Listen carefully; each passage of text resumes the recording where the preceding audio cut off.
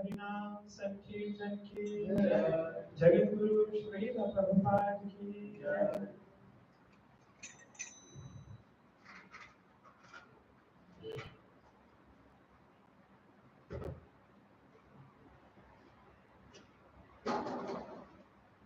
Hare Krishna. So thank you everybody for joining this evening. So we'll be chanting the auspicious prayers. You can repeat after me. Om Ajnanatimirandhasya Jnananjana Chakshurunmilitam Yena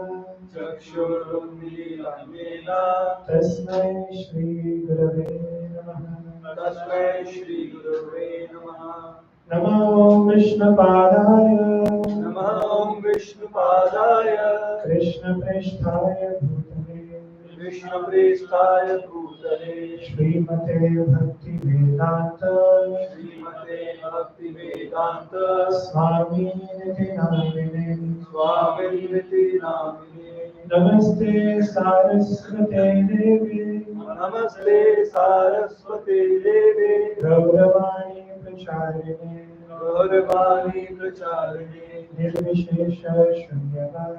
Nirvishesha Shunyavadi Paschatya Deshatarine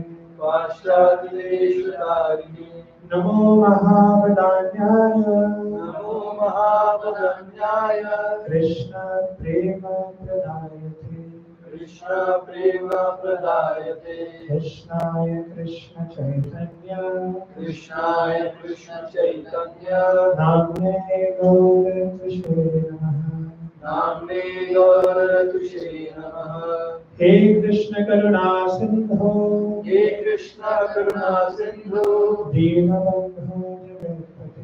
Deenabandhu Jagatpate Gopesha Gopika Kanta Radha Kanta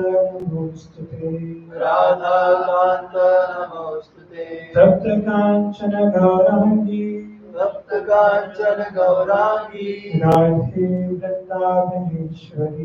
Radhe Vrindavaneshwari Vrishabhanusute Devi Pranamami Hari Priye Vancha Kalpatarobhyascha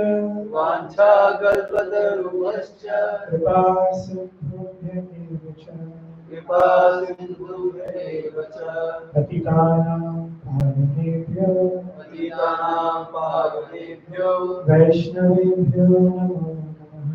Vaishnavebhyo Namo Namaha Jai Sri Krishna Chaitanya Prabhu Nityananda Shri Advaita Gadadhar Srivasadi Gaura Bhakta Hare Krishna Krishna Krishna Hare Hare Rama Hare Rama Rama Rama Hare Hare Mukam karoti vācālam pāṇbhūtāṁ Yadvipātamaham bhande Shri Guru Paramananda Madhavam Shri Chaitanya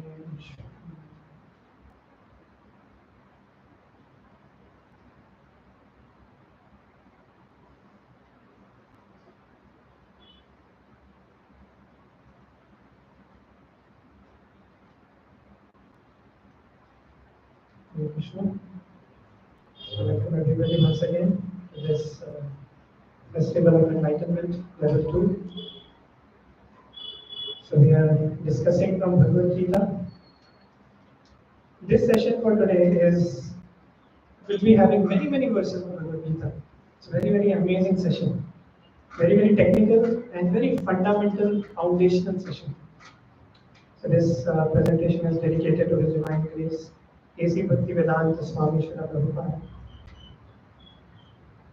Srila Prabhupada has made us understand the importance of chanting the holy names of the Lord and the importance, or he has actually given us a qualification to sit in the Bhagavad Gita session.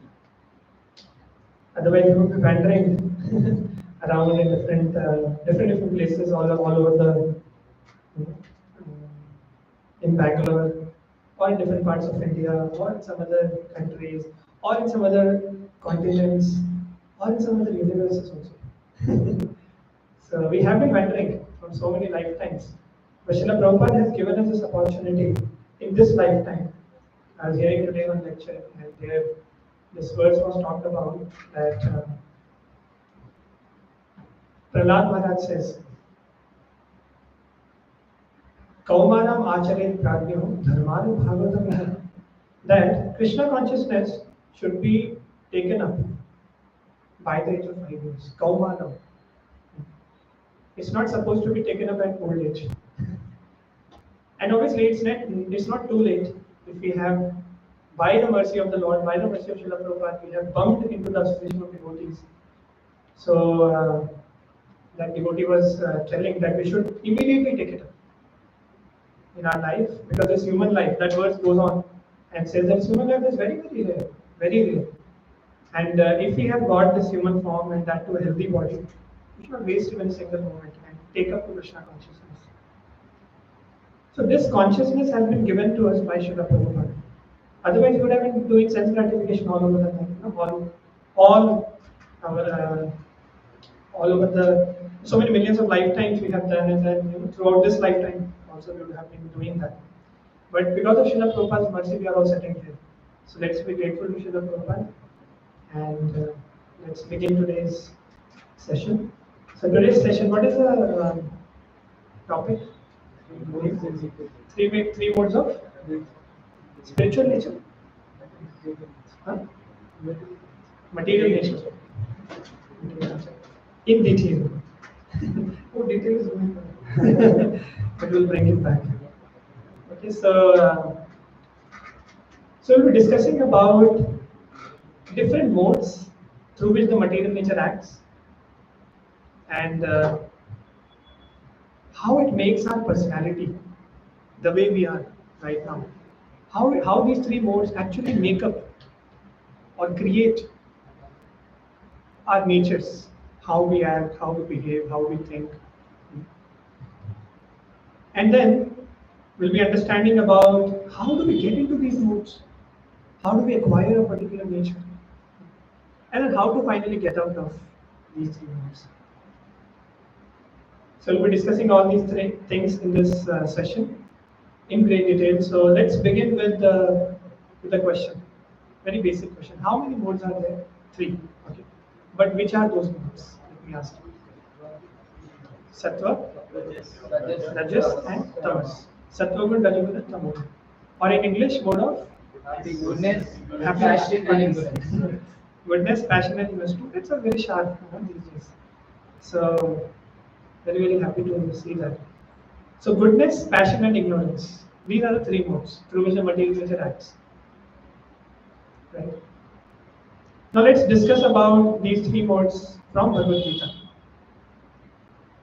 So Bhagavad Gita 18th chapter verse number 26 describes the mode of goodness. Let's recite the shloka. Mukta sango nahambadi Dhrityotsaha samandvitaha Siddhya siddhyo nirvikaraha Karta sattvika uchyate. So this verse is telling about what is mode of goodness. So Krishna is telling one who performs his duty without association with the modes of material nature. Now he's talking about the lower modes, the modes of passion and ignorance. Without false ego, with great determination, enthusiasm, and without wavering in success or failure. That particular worker or that particular action is said to be mode of goodness. So we see in this world especially in corporate life. People are actually talking about if success comes, we'll be so much happy, and then when failure comes, we'll be completely in distress. ऐसे मातम का माहौल छा जाता है चारों तरफ. And then we'll be like a pendulum going up and down by success and failure. The two ends are success and failure. And like a pendulum. When success comes, we'll be so happy, and when distress comes, we'll be so sad, so morose in life. It'll result in depression also, and sometimes suicide. So, but a person who is in mode of goodness, he is not affected by so-called success and failure of this world. He is equipoised. He is equipoised in both the cases. Right? This is a quality or this is a symptom of mode of goodness. And that person acts with great determination. And whenever there's determination, there will be enthusiasm to endeavor also. It's not only determination. What's the use of determination if there is no endeavor? So it will be accompanied by great enthusiasm. Right? And that determination will last for long. That's a very important point to understand. The determination mode of goodness, it lasts for long. It doesn't go away easily.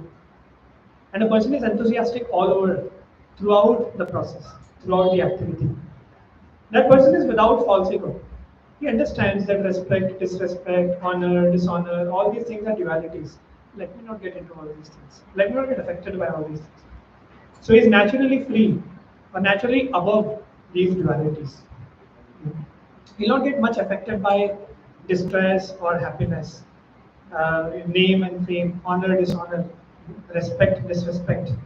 He'll not get much affected by that. He'll be equipoised.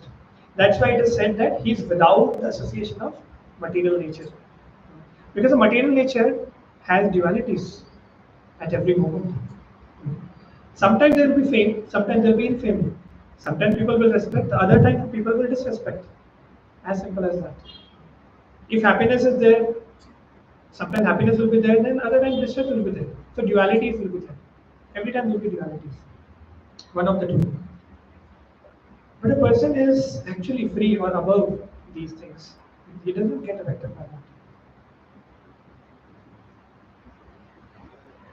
So this is mode of goodness. Let's talk about mode of passion, then we'll compare also. So mode of passion, the very next verse is talking about mode of passion. Let's recite this verse.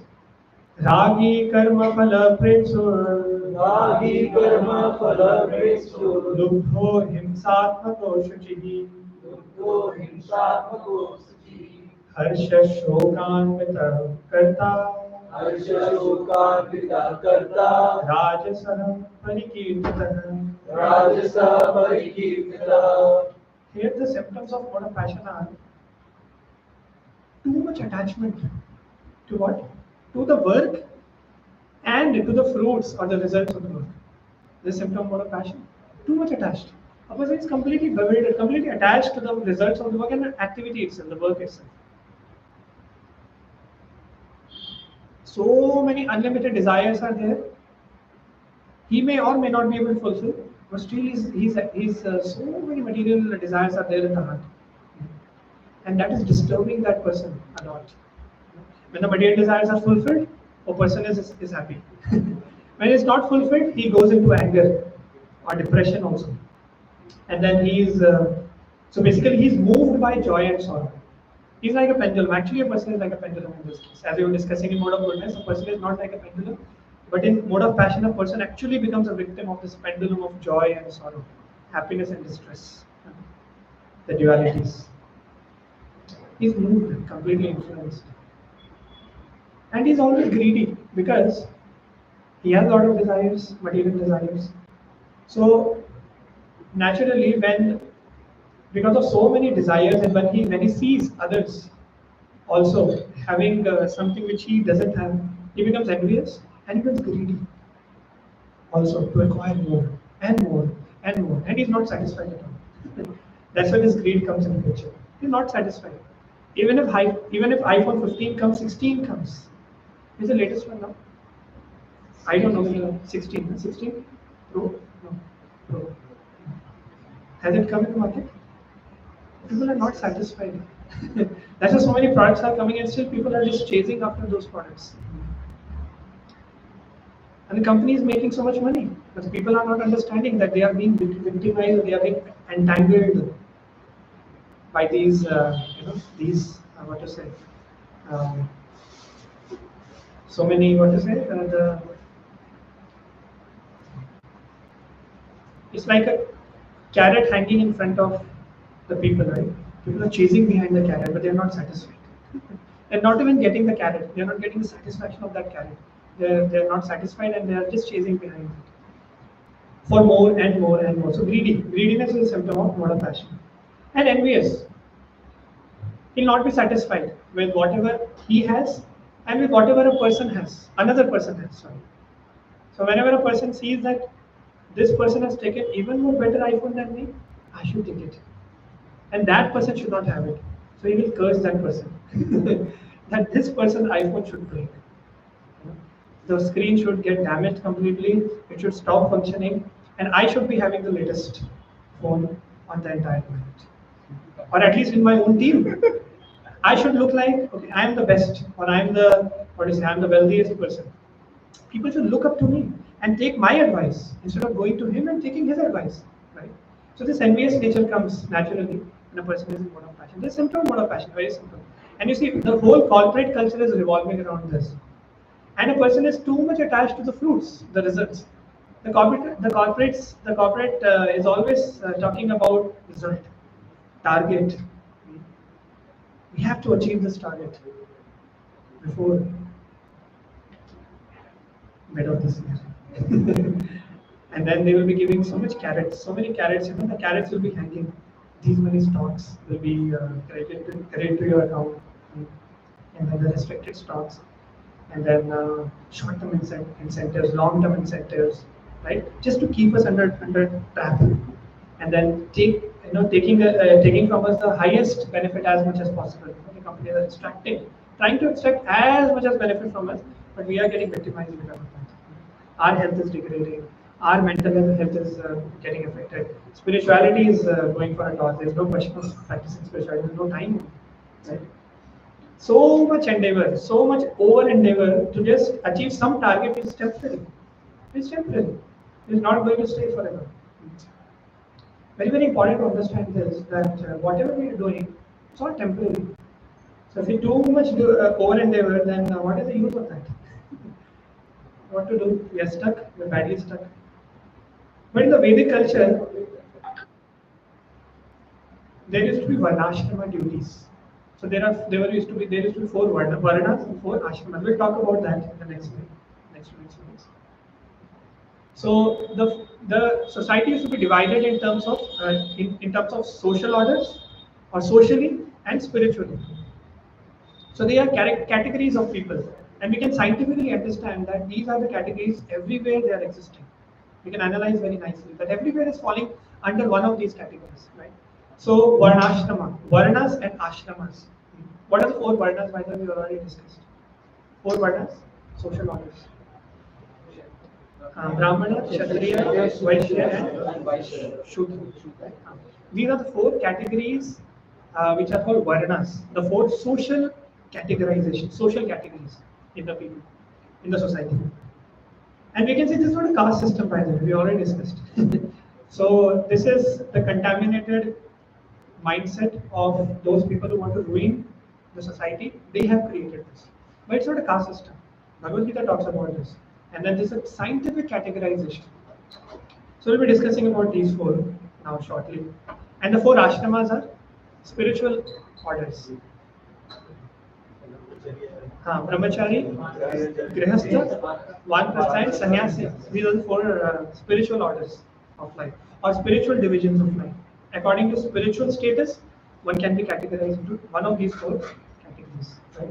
So there used to be varnashrama duties in Vedic culture. And everyone used to follow their duties very, very nicely. They used to be part of one of the varnas and one of the ashramas. Right?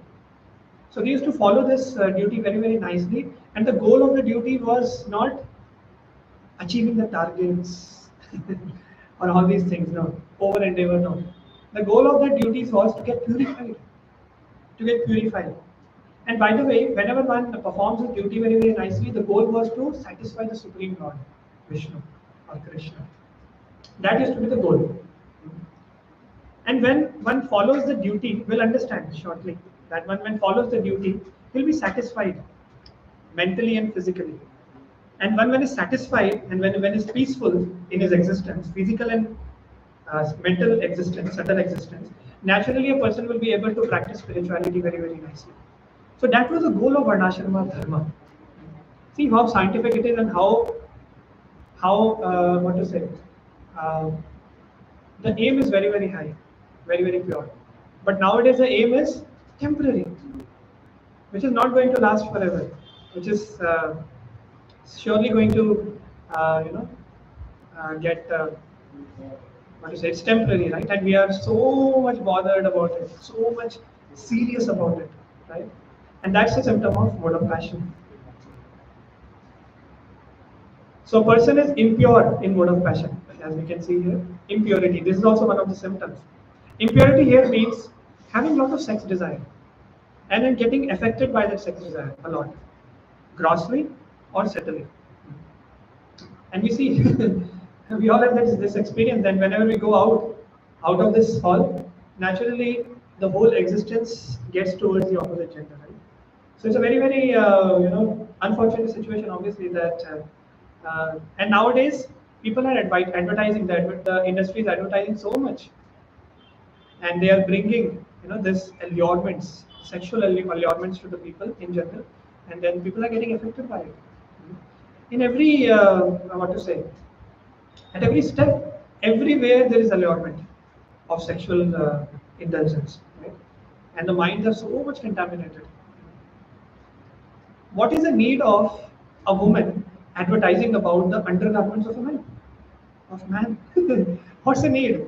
But you see, right? So just to allure the person, they create such a setup so the person just gets influenced by not the product, another product. So-called, these so-called what to say, um, advertisements. Actually, they are actually affecting us, and they are making us more and more impure in our consciousness. This is a symptom of mode of passion. Everywhere, this symptom is there. So passion is prevailing everywhere in this world, and a person becomes like a pendulum. If he becomes unsuccessful, he goes to commit suicide. And depression is a very common, what you say, outcome out of mode of passion. Anger, depression, and anxiety. So like this. So these are the symptoms of mode of passion. When we talk about mode of ignorance, very, very funny actually. So person is lazy, always procrastinating, always morose. There's no reason in life. There's no reason of being morose. But still he's morose. He's sad. He'll make others also sad by his facial expressions, by his personal what to say, talks, by his presence there. A person who is standing in front of him, he'll also become morose. That's a symptom of mode of ignorance. Always morose. There's no trace of happiness actually in mode of ignorance. Always lazy, always procrastinating, delaying the things. The slogan of mode of ignorance people is आज करे सो कल करे सो परसों अरे पल में प्रलय होएगी. So I don't know, I forgot. So basically the slogan is just procrastinate, just delay things. Pralay is all anyways going to happen. See they look like they are real philosophers. They understand that everything is temporary in this world. And they'll talk about philosophy also. They talk philosophy that everything is temporary. Anyways, everything is going to degrade with time. Anyways, I'm going to die with time. Everybody is going to die. It's okay. Take it easy. Take it easy. Don't take it too seriously. Sleep. let's go and sleep. So that's the nature of, or that's a symptom of mode of ignorance. They'll not be taking life seriously and the goal of life seriously. And they'll not understand about life. So that's the thing. And procrastination. And then there'll be too much materialistic. Too much materialistic. They'll always be engaged, always be interested in knowing about things of this world. Or the material world. See, If we are too much interested to know about this material world, the affairs, the political affairs, the social affairs, whom Salman Khan is getting married to, so all these affairs, we are so much attracted. No? Whenever some news comes, all instantaneously we will click on that link and then we'll open that. Or some video comes, we'll be immediately dragged towards that video. So much inclination is there. And then political issues, oh, which policy Trump is making, which is going to affect the whole world. People are really, really troubled by that. So people are too much engaged in this. The whole consciousness is engaged in this. Not able to think about anything about the goal of life, the aim of life. What is the goal of my life? What am I doing here? What am I supposed to do? Who am I? Why this world is existing? What's the purpose of this creation? These questions will never come to the mind of these people. The mode of ignorance. Too much materialistic. No spirituality at all. And they want to suck maza in every moment. Maza aana chahiye. If they eat something, maza aana chahiye. If they watch a movie, maza aana chahiye. So they are enjoyment magnets.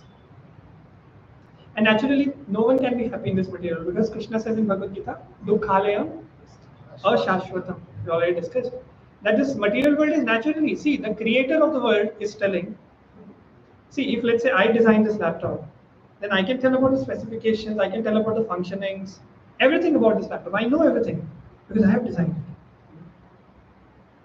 Similarly, the creator of the material world, he himself is telling, the Supreme Lord is telling, this world is Dukhalayam Ashashvatam.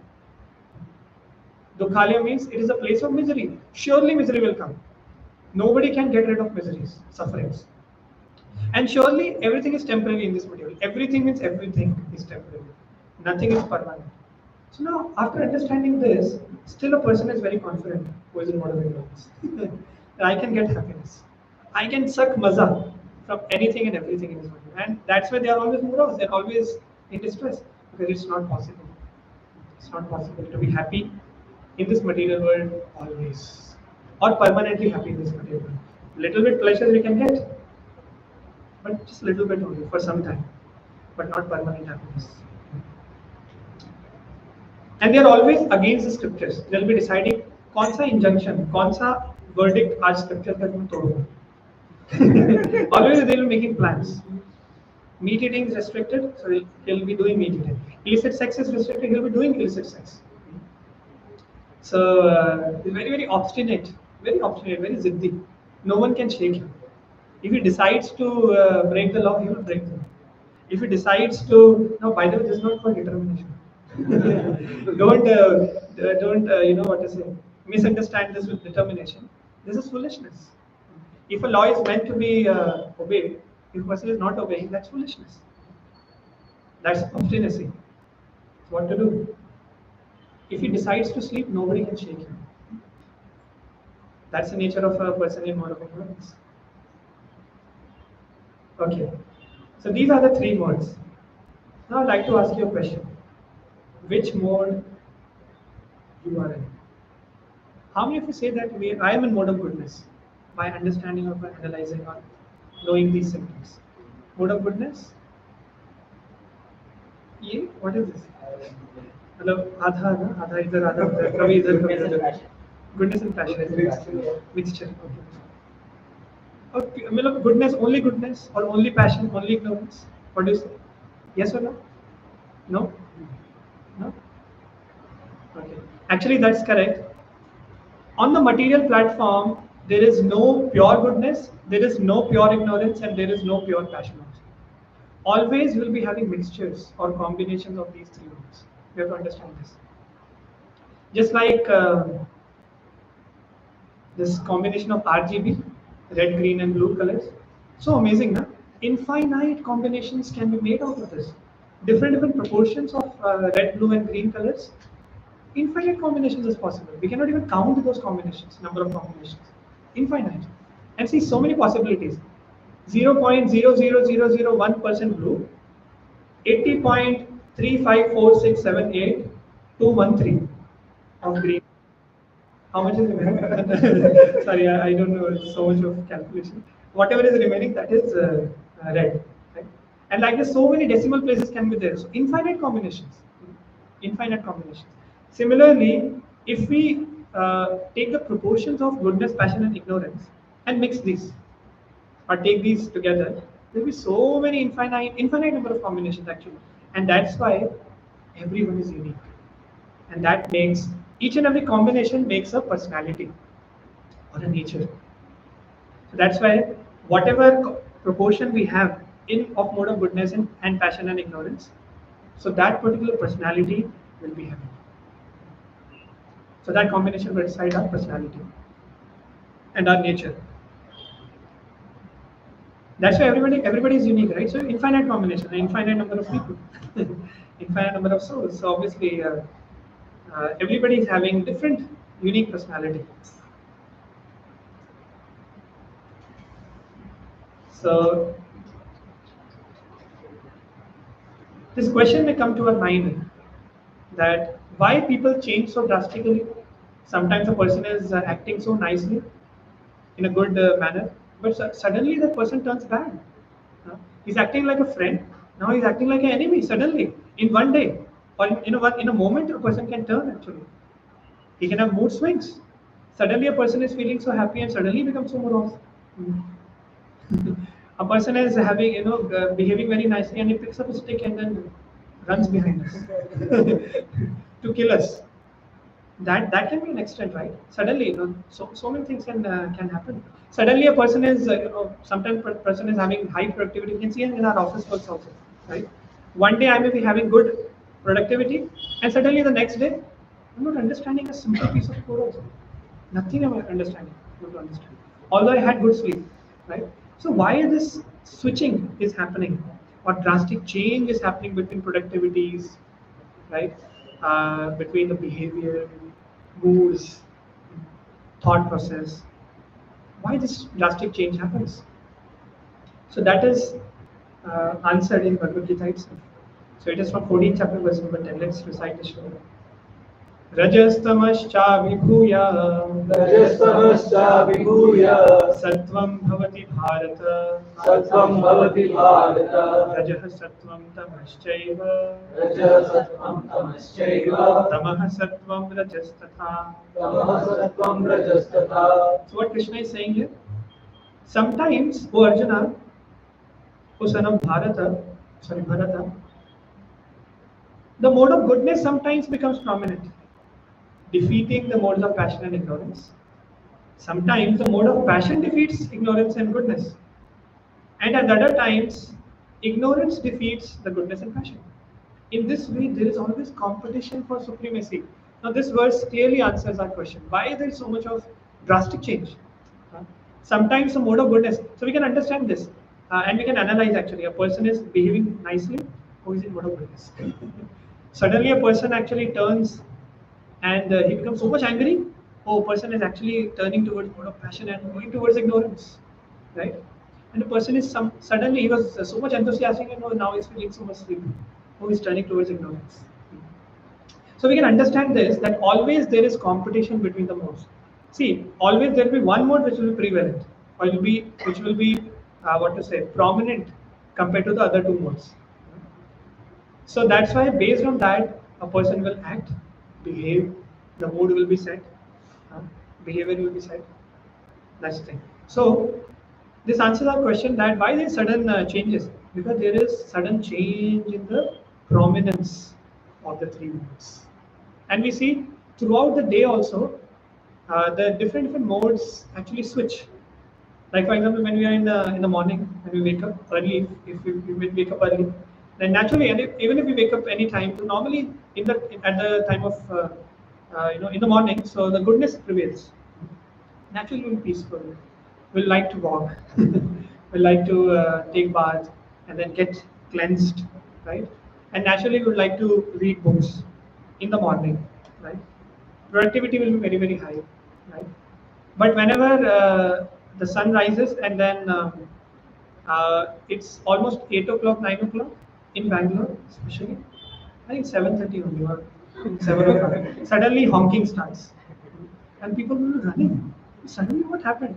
People were very peaceful, very calm, walking very, very slowly, nicely.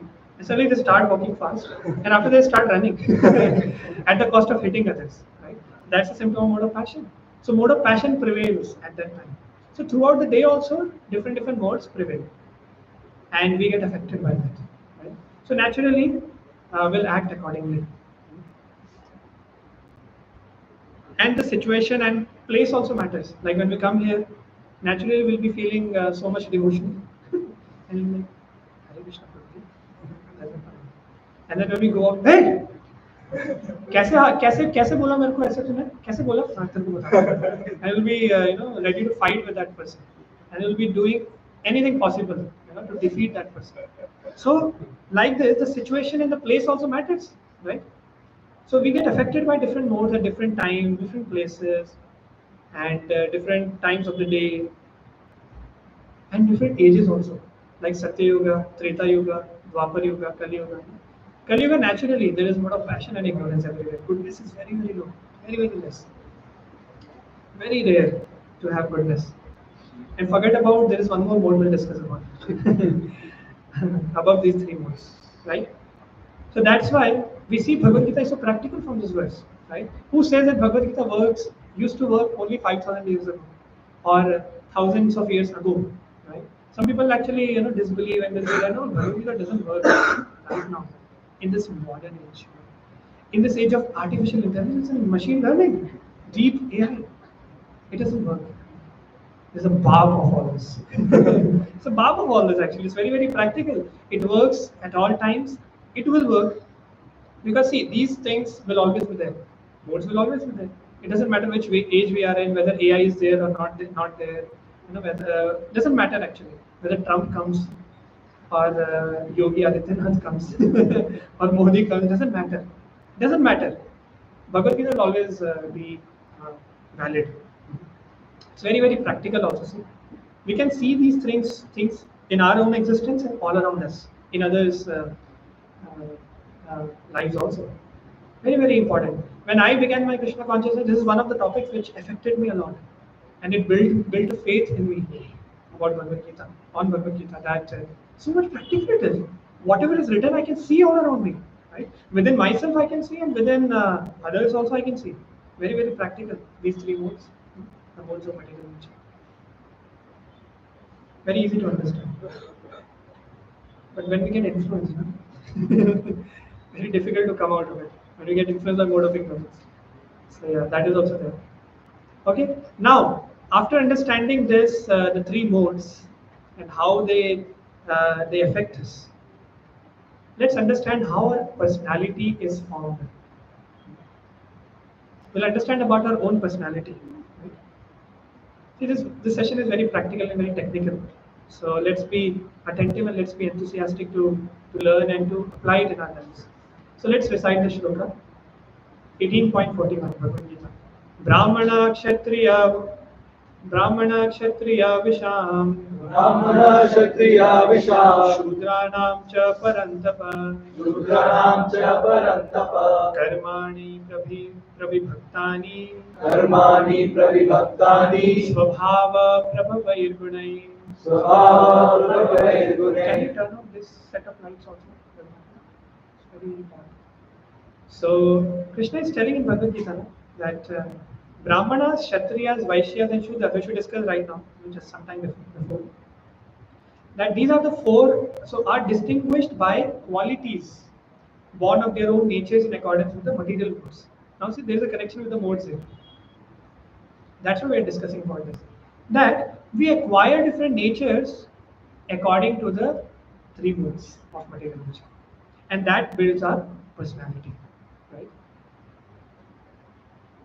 Millions and millions of lifetimes, we are doing so many different types of activities. We are engaging in different types of activities. We are associating with different kinds of personalities, people, in different species, not only in human form of life, but also in animal form of life. Right?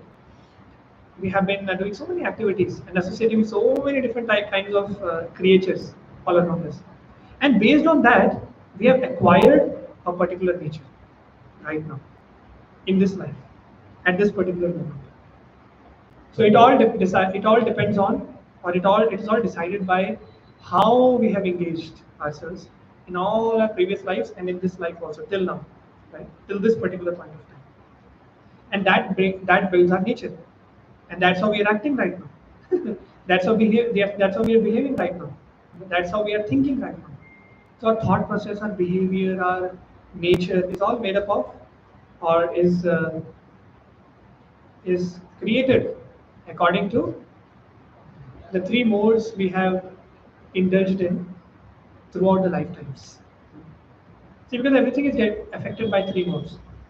When we associate with somebody, we acquire certain modes. When we act in a particular way, again we develop some modes. We develop a particular nature according to the modes we are acting in that particular activity, and we build the nature accordingly. And right now we are behaving like that. Right? This is so scientific. So scientific. And according to that, indulging in different types of modes throughout our millions of millions of lifetimes, previous lifetime and this lifetime also, we have acquired this nature, these qualities, and accordingly, the human civilization is categorized scientifically into four categories: Brahmana, Kshatriya, Vaishya, and Shudra. And we can see, we can just, wherever we go, we'll find these, anyone if we choose, then we'll surely be able to find one of these four categories in that particular person. Anyone, anywhere, throughout the world, throughout the universe, I should say, throughout the material world. So everybody will be categorized. Humans, I'm talking about. Don't go and tell, hey dog Shudra, कुत्ते शूद्र है तू वैश्य है, ब्राह्मण तो certainly नहीं, क्षत्रिय हाँ क्षत्रिय पता नहीं है. So it's not possible obviously. It's all for the human beings, right? So we categorize the human beings according to the natures they have, according to the three modes of material nature. Okay, which they have acquired, the natures or the qualities which they have acquired. So let's talk about these four categories. Or before going to that, in Kali Yuga, everybody is getting trained to become Shudra.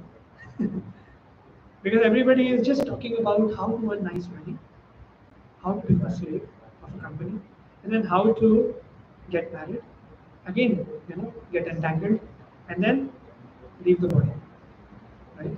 And then everybody is actually getting trained. Why we go to school? To earn money. Simple. There's a goal of life. Goal of life is set already. Kaumaram acharet pragnyo. This verse comes, right, that the goal of life should be understood from the very beginning of life. And what is the goal of life? To utilize the human form of life in devotional service to the Lord, attain loving devotional service, attain love of God in this very life. And that's the goal of life.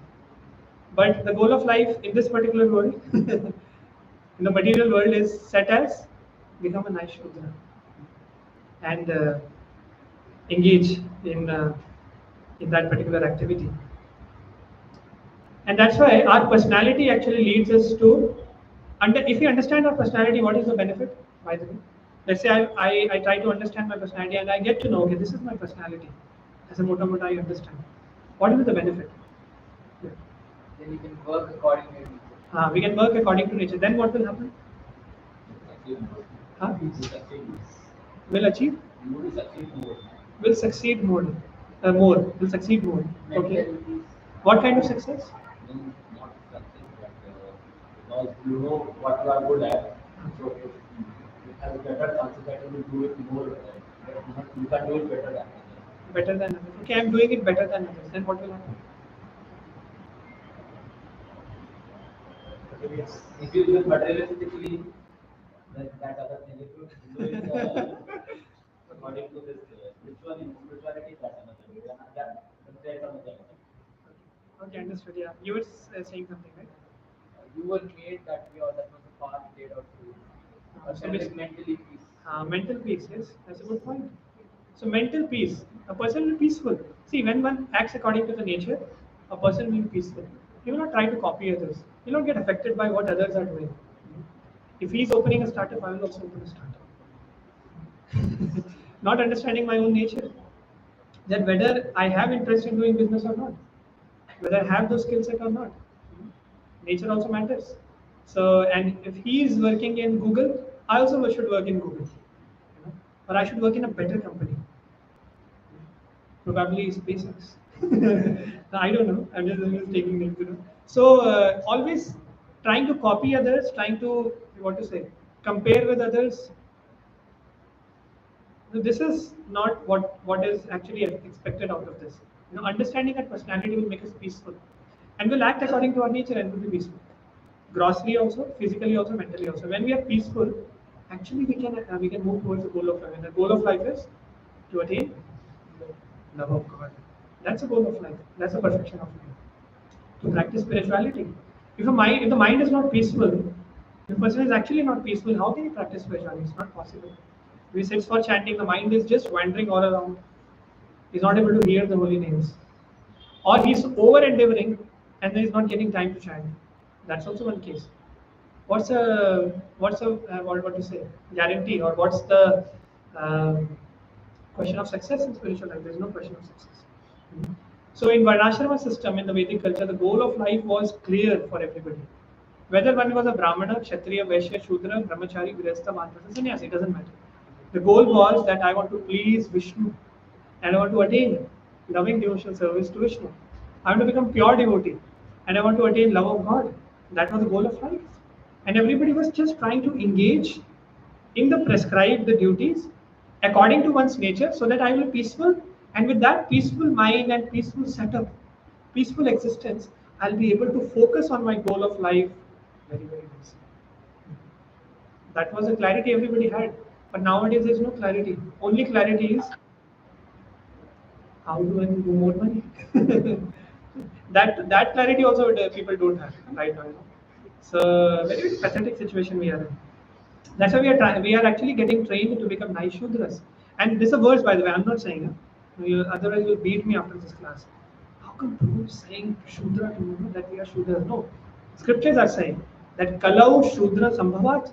That in Kali Yuga, everybody is actually a Shudra, on the level of a Shudra only.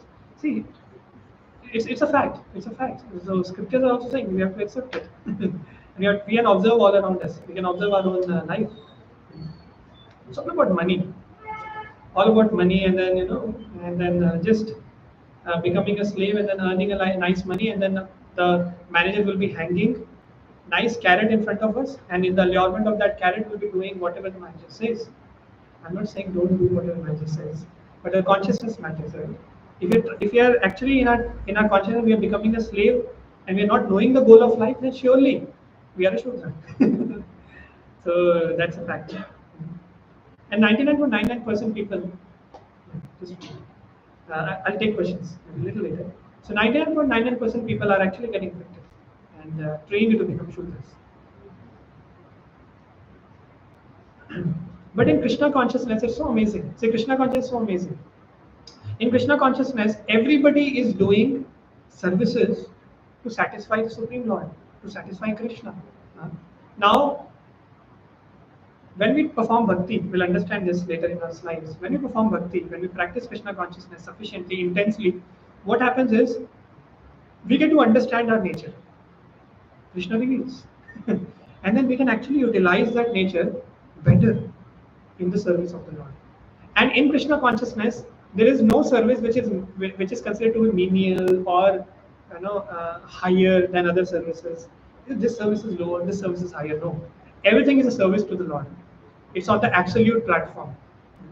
Service means service. If somebody is cleaning the floor, that's a service to please the Lord. A person is cleaning the floor compared to a person who is giving lecture, big lectures. A person who is cleaning the floor heartfully, with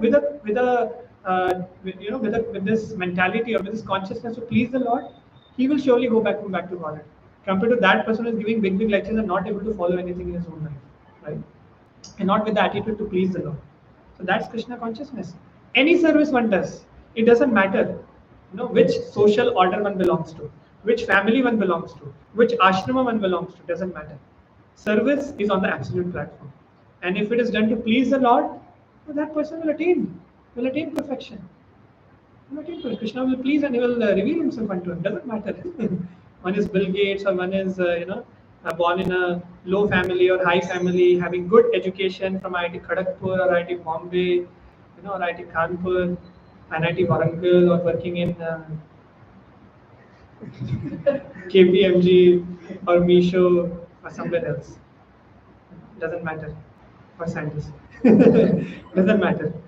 It doesn't matter at all. Because Krishna consciousness is on the absolute platform. That's amazing. And that's the Vedic culture. That's the Vedic culture. Obviously, these Varnashrama system is there just to engage our existence in the prescribed duties according to our nature so that we can be peaceful and we can attain or focus perfectly on the goal of life. That's what is all about this Varnashrama system. It's all about that. Very scientific system. It's aligned to the goal of life. It's not something whimsical. It's according to the scriptures. You have one question? If someone is born in a caste, okay, after that, there are two types of born. One in which caste is born and one is at the time of birth, what his nature would be. According to that, that one is given. Yes, yes. Okay, like if he is born in a Kshatriya caste, but his, at the time of birth, comparatively that his nature would be according to Brahman. Yes. Okay. Yes. He will be taught according to that thing. But if after 56 years, 70 years, he comes to know that my nature is not like this, my nature will be, but his nature basically changed. At that time, what will be? Okay. It's a very big question. It had so many questions in it, actually. That if somebody is born in a particular family with a particular caste, or something, some caste or religion or whatever, caste basically. Let's take caste, and then, but his nature is something else. That's possible. That's possible because in Kali Yuga, Garbhadam Samskar doesn't happen. Naturally, in the Varnashrama system, in Vedic culture, what used to happen is a Brahmana, in the Brahmana family, naturally a soul which used to come and take birth, naturally they used to have qualities of a Brahmana. Naturally. That's why, nowadays it's just, see, in Kali Yuga, it's a mixture. It's a khichdi now. No Garbhadam Samskar, no purificatory ceremonies. Today I was reading also Srimad Bhagavatam. No purification ceremonies, nothing. No Garbhadam Samskar. The male and female are coming together, and by chance the child is born out of accident.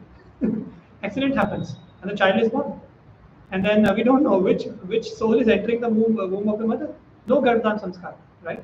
So that's why, and the nature of the father is also khichdi. The nature of the mother is also khichdi, and when two khichdi mixed together, a very amazing khichdi will come. It will not be able to unpredictable, completely unpredictable taste and unpredictable nature by the way. That's what I'm talking about. Right? So in Kali Yuga, we cannot predict actually that if a person is born in a Brahmana family, let's take the Varnas only. Some people actually claim that I'm a Brahmana. See this thread? You will take out thread also.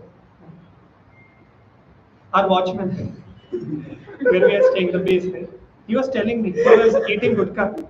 He was telling me, sir, हम ब्राह्मण है sir देखिए sir आपके पास ये thread है क्या ये जनेऊ है हमें जनेऊ चेंज करना है मैं बोला चेंज क्यों करना है वो सही तो है so he was telling that no actually well, he was some reason he was giving and then I told we don't give janaeu sorry I'm not qualified to give him so you can ask some other qualified person and by the way don't no need to change it's not dirty also it's clean only you take bath right so it's clean don't worry so people claim and he was eating and he was telling also sir क्या करें sir बाहर आके थोड़ा meet खाना पड़ गया sir थोड़ा ये गुटखा थोड़ा कानू थोड़ा चल जाता है सर क्या करें सर बट हम ब्राह्मण हैं He was telling which Brahman you are. See, qualities are not matching with the qualities of Brahmana. We'll see. So these are the qualities of a Brahmana. Purity, tolerance, honesty, knowledge, wisdom. See, it's from Bhagavad Gita, 18th chapter, verse number 42. Peacefulness, self-control. These are the qualities of a Brahmana. Religiousness, right? Wisdom. Where is it mentioned eating gudka is a quality of a Brahmana? it's not possible, right? So qualities, according to qualities, a person is classified as Brahmana, Kshatriya, Vaishya, Shudra. See, it's very clearly mentioned in the previous verse. Brahmana, Kshatriya, Vaishya, Shudra are distinguished by the qualities, not by birth. Right? This answers your question, right? That doesn't matter which family one belongs to, or is he has taken birth in or she has taken birth in. It's all about his qualities. Or at the time of birth, also he'll be born with some qualities. So that will decide which varna he belongs to. My question was like,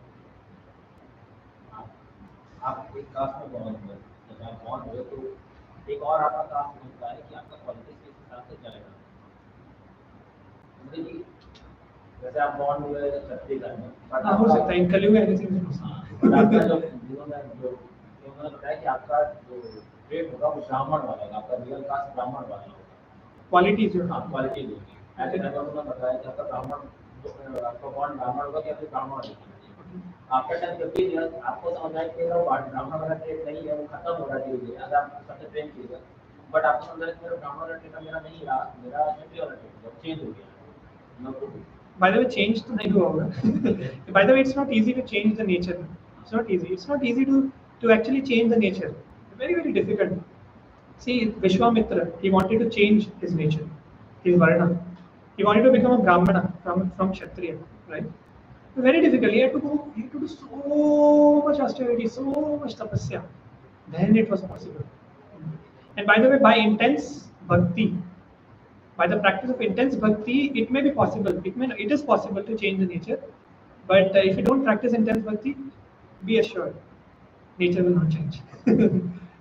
On pages it may be written I am a Kshatriya or a Brahmana, but whatever qualities I have, I will manifest them.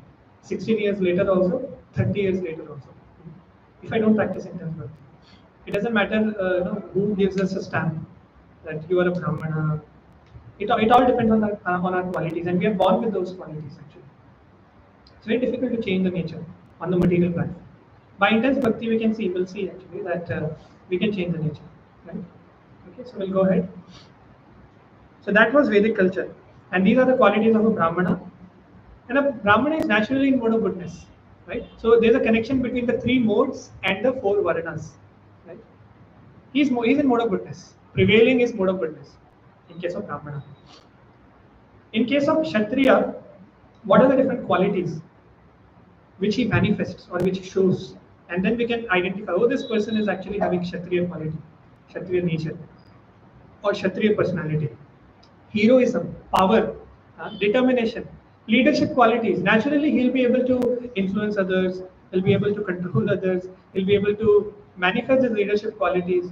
He'll be taking up so many leadership roles, and then not artificially, naturally it will be there in the qualities. I'm saying artificially नहीं. Okay, artificially because उसको जूते मार के बाहर नीचे भी उतार देंगे उस position से. That's what happens today.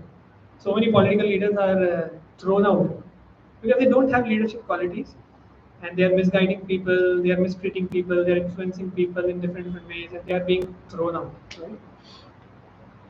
But this person will be naturally heroism will be there, power will be there, determination will be there, and resourcefulness. Generosity will also be there, courage, very very important quality. Let's say if you are told that today World War III is beginning. अच्छा नहीं ज़्यादा हो गया. मतलब let's say after 1 month World War III is going to begin, and then India is going to fight in that World War III. And if you are put in the front, will you be able to fight? You have to ask this question. Or let's say you go in your company, and then somebody comes and some group of people come and attack that company. They start and they start attacking the employees also. And then you are told that you are the leader. Go and protect us. Lead this army. And then you go in front and you ask please ask this question, and genuinely ask this question. Just close your eyes and ask this question. So much of crowd is coming. Will I be able to have that courage to fight? Just ask this question. अगर चड्डी गीली हो रही है, then we are not Kshatriyas. If I am accepting that particular challenge, and I'm having the courage to face it, even till the point of death, well then I'm having a Kshatriya quality, Kshatriya nature. That's a Kshatriya. A Kshatriya cannot reject a challenge. He will die. He will prefer to die instead of rejecting a challenge. That's the nature of Kshatriya. We need to ask this question: which nature we have, or which varna we belong to. And then finally, in terms of Vaishya and Shudra, when you talk about those two, naturally the Vaishya category of people will be business minded. उनको ये फोकट में job वॉब नहीं करने का, अपने को बिजनेस खोलने का मस्त है, स्क्रैच से खोलेंगे, मजा आएगा, समझ रहे? And then these will be the people actually they'll have courage to do that, and they'll be naturally engaged in that, naturally, artificially नहीं, copying others नहीं, that he is opening a business, let me also open a business. कुछ भी पता नहीं है मेरे को business के बारे में, कुछ भी नहीं, and then I don't have quality, though कुछ नहीं पता है वो अलग बात है, but I don't have inclination also just to copy others, just to gain some name and fame, that I have a startup, I have a company, I'm a CEO, I'm a CEO, founder, board of director of the board, and then chairperson, to get these titles and go to TED talks and present some tech, some talks to influence other people. No, just to have that, if I am doing something, copying others, that's not really expected. Actually, a person naturally will be business minded and will take pleasure in that. And by the way, nowadays nobody is Vaishya also. It's very difficult. Very few people actually are belonging to this category, because Vaishyas, when we talk about Vaishyas, farming and cow protection, especially in Vedic culture, used to be there. Business used to be related with that. Farming and cow protection used to be a part of that. It used to be there in the picture also. Then someone can call a Vaishya. Nowadays, the cows are just wandering all around the streets. Very painful situation. Eating from the garbage, hit by the vehicles on the roads. Very painful situation. No cow protection at all. And these people are talking about so many industries and all. They are not Vaishyas. Not Vaishyas. Okay, they may be having some inclination towards business, but no, it also includes cow protection and farming. That was Vedic culture. And finally, the Shudras, they are naturally inclined to serve, or they're naturally inclined to render service to the other three categories of people. They will be Shudras. They'll be rendering service. And that's why all these four are needed in the system. Then the system is complete. That's why it is a scientific categorization. Somebody will be protecting, giving protection, taking the leadership roles, administration. Somebody will be guiding the society. The Brahmanas will be guiding the society in terms of spiritual knowledge, the goal of life. And then the Vaishyas will be doing business, cow protection, farming, which is very essential.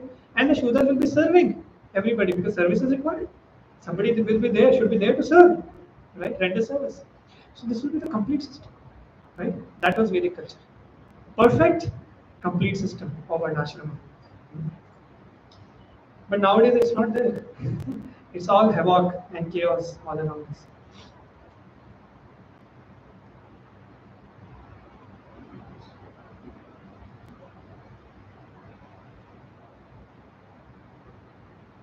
We can ask them, or we can also somebody can lead.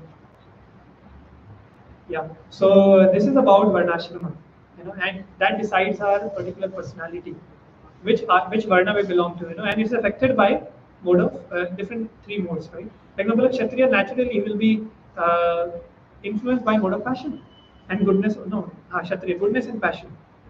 Vaishya will be completely influenced by passion, and then and little traces of ignorance. And Shudra will be under ignorance. They have to be guided. Shudra have to be guided properly, otherwise they'll be misled. They'll be misled completely, not knowing what the goal of life. They have to be guided. So the modes are also connected to these varnas, and that's how personality is formed. Right? Now we can analyze which personality we have, what kind of personality. Now let me ask you this question: which is the best mode to be in? After understanding three modes, what do you think? Which is the best mode to be in? Goodness. Why? Passion is required, no? If passion is not there, then how business will happen? How administration will happen? Can you? Which is the best mode to be in? Any answer? Goodness. Why? If everybody comes to goodness, then it will be difficult. No? Somebody should be there in ignorance also. Somebody should be there in passion also. We'll talk about this. Let's have patience. for the answer of this question. Okay. Let's recite this verse first. We'll talk about the conditionings in three modes first. We'll talk a little bit more about in detail about the three modes. We'll go more deeper now. The conditioning which happens in these three modes. So mode of goodness, the conditioning, you can see the underlying part. The conditioning happens by the sense of happiness and knowledge. A person in mode of goodness, he gets conditioned, he gets stuck in life. Conditioning means stuck in life badly. So now you can tell me, even a person is stuck in mode of goodness also in life. Would you like to be in mode of goodness? He's stuck. How he's stuck? He's stuck by, or he's conditioned by sense of happiness. That whenever, these people will be, whenever we go and we'll say that, come, the goal of life is to attain Krishna, love of God. Come, practice spirituality. Practice spirituality. Understand who you are. Understand the goal of life. These people will say, देखिए हम settled हैं अपनी life में, बच्चे भी America में हैं, दोनों बच्चे, दोनों की शादी हो गई है और अच्छे से सब लोग अपनी गृहस्थी संभाल रहे हैं। दूध देती है हमारी गाय, एकदम शुद्ध देसी गाय का दूध आता है रोज। सुबह हम वॉक पे भी जाते हैं। हेल्थ भगवान की कृपा से हमारी हेल्थ एकदम सही है। Health is very nice. Everything is so nice in life. But it's a need of spirituality. So these people will be stuck there. A sense of happiness will be there. A sense of satisfaction will be there in life. See, a person naturally in mode of goodness will be peaceful. A sense of happiness will be there. Peacefulness will be there. He'll be stuck there. He'll not be able to move ahead on the spiritual path. I'm talking about the spiritual path, okay? Not on the material path, spiritual path. So that's why they are conditioned. And sometimes when knowledge arises, knowledge is a symptom of goodness. The knowledge arises, a person will be able to actually rise in knowledge, and then he'll become proud also many times. But see, I'm better than others. I can understand the things faster. I can understand the shlokas of Bhagavad Gita better than others. I'm able to give classes better. I'm able to influence or speak on the subject matter which I have understood very, very nicely. See, no? All these are tuchha, very low. What to say? These are very less qualified people. They cannot understand. I am very intelligent. They are very, very less intelligent people. I am the most intelligent person in this particular community. So they'll be stuck in this with this aspect. They'll get pride, and they'll be badly stuck, not be able to progress ahead. When we come to mode of passion, how they will be stuck? They'll be stuck in terms of they'll be bound by activities, fruitive activities, and the results of the fruitive activities. They'll be having so many desires, they'll be endeavoring a lot to achieve those particular results, and when the result comes, they'll get attached to those results. And when the result doesn't come, they get morose, they'll get angry, फोड़ देंगे एक दूसरे को, सामने जो भी होगा उसका मुक्का मुक्का मार के उसकी मुंडी तोड़ देंगे। And they'll get mad when the result doesn't come. When the result comes, they'll get attached to the result, and they get attached to the action also, activities also. Completely bound. They'll not be able to come out of this. Badly stuck. So many desires and longings, ambitions. Badly stuck. No peace. At least these people don't have peace, but they are stuck in the fruitive actions, bound completely. The mode of goodness people have peace, they are stuck in peace, not able to move ahead out of peace in the spiritual path. On the spiritual path. When it comes to mode of ignorance, they are conditioned by madness, sleep, laziness, indolence, craziness, foolishness. They will be bound with that. वो ऐसे हाथ काटेंगे अपने से नसें काटेंगे. They'll be taking a knife. Priyanka के नाम पे. And then the blood will be coming out, and they'll be taking pleasure in that. मैंने तो अपनी कसर पूरी कर दी. I'm waiting for you. And I can spend whole life for you. And they'll be seeing the blood coming out, and the person will be other people will be shouting, "Man, come on! Lot of blood is getting wasted. You'll die." Person will be no. The goal of life is prayer. And he's enjoying the blood coming out. He'll not be able to see that he'll die. madness, craziness, sleep, laziness, right? Foolishness. So these are the symptoms, and person gets bound by this. He's completely covered actually. This is a person who is completely covered, completely badly stuck. Now let me ask you this question: which shackle is best? If you are put behind a shackle or prison or bars, gold bars, silver bar, or iron bars, or plastic bars. Nowadays, plastic is also there. Kaliyuga. So very degraded. Plastic. Anybody with plastic? Nobody. Gold. How do you use gold? Okay, gold bar, gold shackles. Okay, and then silver shackles. Silver. Why? Why silver? Why gold? What's the reason? Why there's so much difference? Why not gold? Gold is better, huh? So much value is there for gold these days. Huh? चमकता ज्यादा चमकता जाता है तो ऐसे आपको चमक पसंद नहीं है आयरन बार आयरन प्रिजन जंग लग जाएगी तो जंग लग जाएगी तो छोड़ो आयरन क्यों लेना no actually the answer is all are shackles all are prisons all are bars right so a person who is intelligent he will never prefer gold shackles he'll never prefer silver shackle also plastic out of the box and then this iron shackle is not at all so basically he'll understand that all these are shackles man come on all these three modes are actually binding me we have understood right now they are binding me I'm getting stuck in every mode whether it's goodness passion or ignorance why should I be in these three modes is there some other option some good option apart from gold silver or iron or plastic some other option huh? There is another option that's the best mode to be in okay now let's quickly understand how do we get into these modes we understand that okay we are getting into these modes and then we are getting stuck but did we actually get into these modes how we entered how we get affected how we get influenced by these three modes very famous shloka from Bhagavad Gita पुरुषः प्रकृतिस्थो हि पुरुषः प्रकृतिस्थो हि भुङ्क्ते प्रकृतिजान् गुणान् भुङ्क्ते प्रकृतिजान् गुणान् कारणं गुणसङ्गोऽस्य कारणं गुणसङ्गोऽस्य सदसद्योनिजन्मसु सदसयोनिजन्मसु. Just focus on the highlighted portion of the shloka which is Karanam Guna Sango or Karanam Guna Sangha. Guna means the modes, the three modes. Okay. And Sangha means association. So when we associate with a particular mode, we get into that particular mode. And by the way, when we associate with those who have a particular mode, we'll get into that particular mode. We'll get affected, or we'll also acquire that particular mode. Karanam, what is the Karan? What's the cause? Guna Sangaha, association of a particular mode. That's the cause. That's how we get into a particular mode.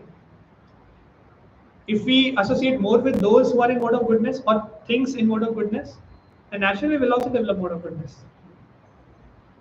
If we associate with those who are in mode of passion, naturally we'll also influenced by that and ignorance always. Best example is hostel or PGs. At least flats are a little bit more clean, but in PGs, once I went for pass distribution during Janmashtami, I can never forget that. I knocked the door. It was pitch dark, and the door was open. In a PG, by the way, I'm talking about. I wanted to distribute the pass for Janmashtami, the invitation. This Janmashtami, last Janmashtami. Then I knocked the door. Nobody was opening, but the door was open. I mean, nobody was coming to open, but the door was open. It was not locked from inside.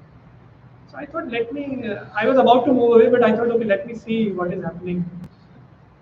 I just little bit opened the door and I peeked through the door. There was a huge curtain. And when I realized what this curtain is all about, a huge curtain of clothes hanging on the wire and on that particular rope, unwashed clothes, smelling a lot. And then there was a personality sitting behind that curtain.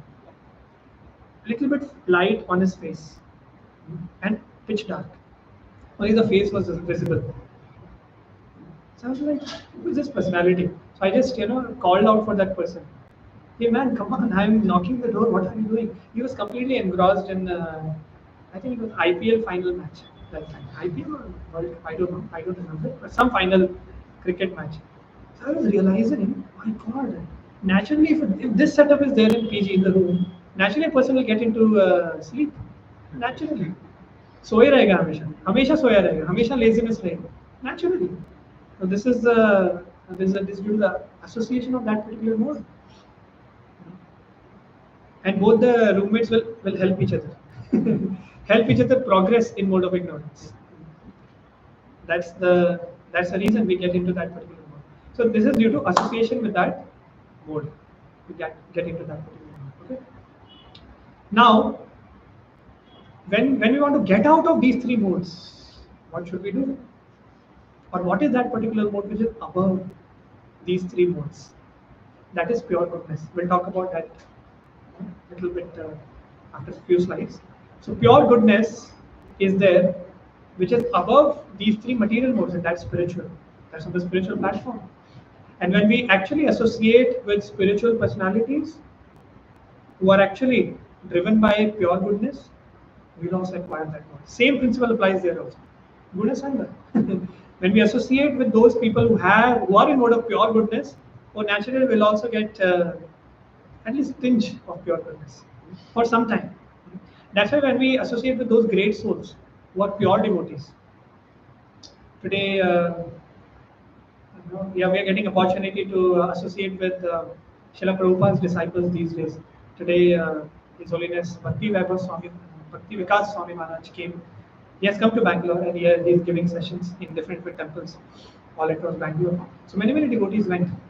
And naturally, one devotee was sharing with me that he went and he was sharing that his statement was powerful, very powerful. Simple statements, actually, they make simple statements, but it penetrates the heart.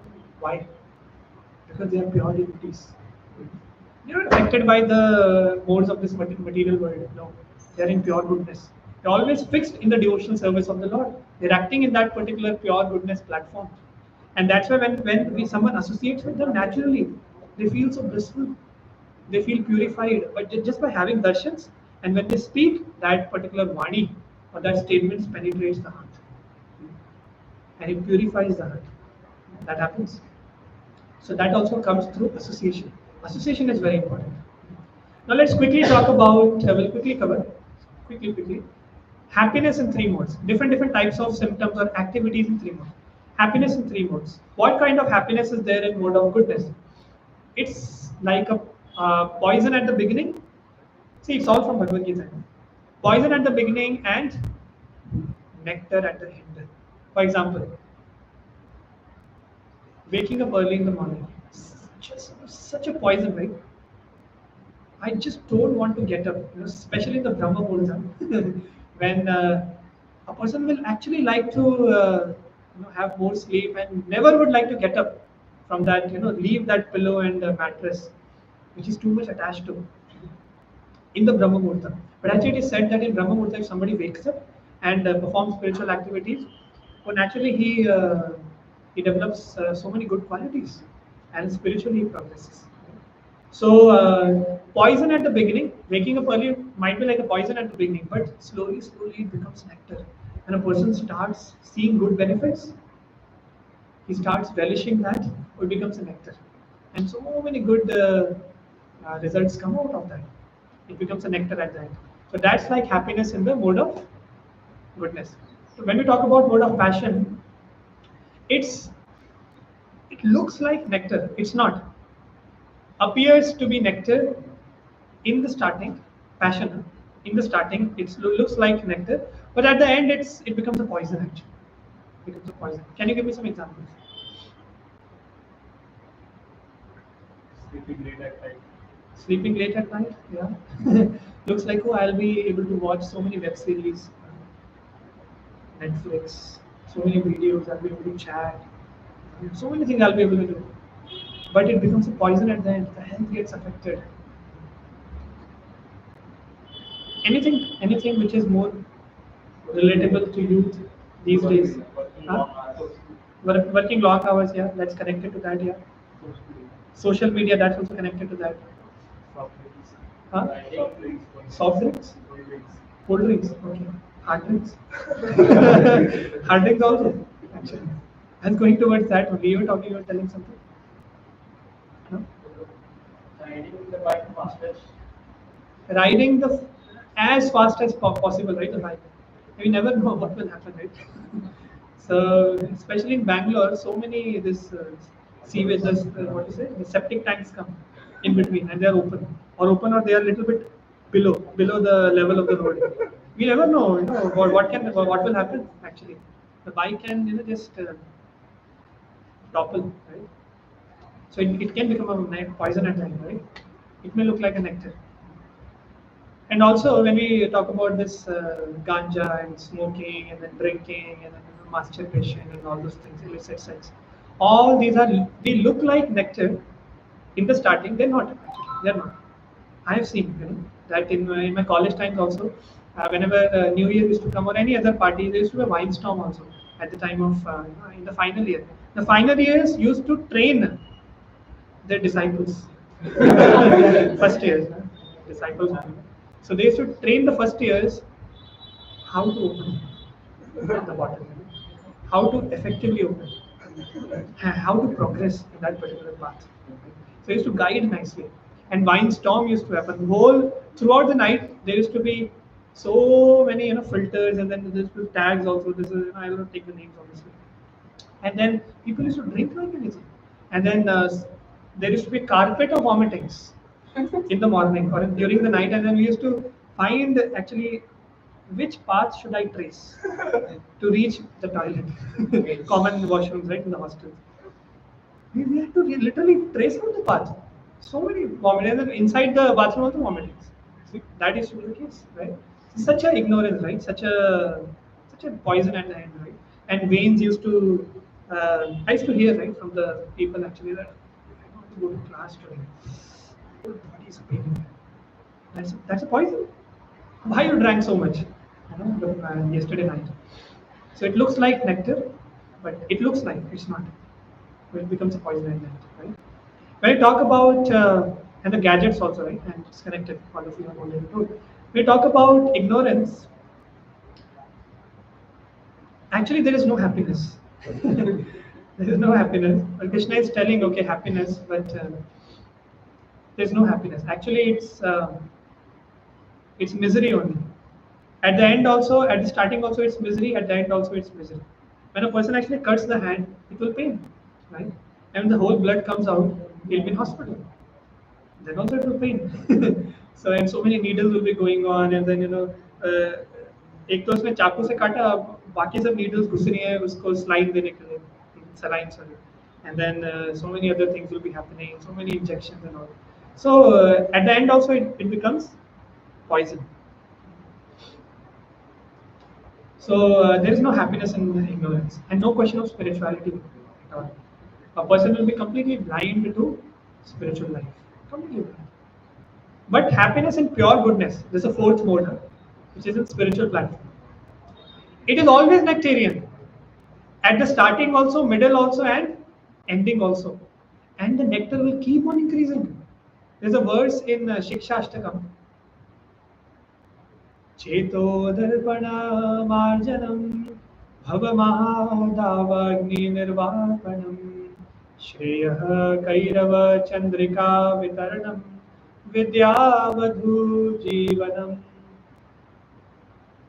आनन्दाम्बुधिवर्धनं प्रतिपदं पूर्णामृत आस्वादनम् आनन्दाम्बुधिवर्धनं Ananda Ambudhi, the ocean of Ananda is increasing.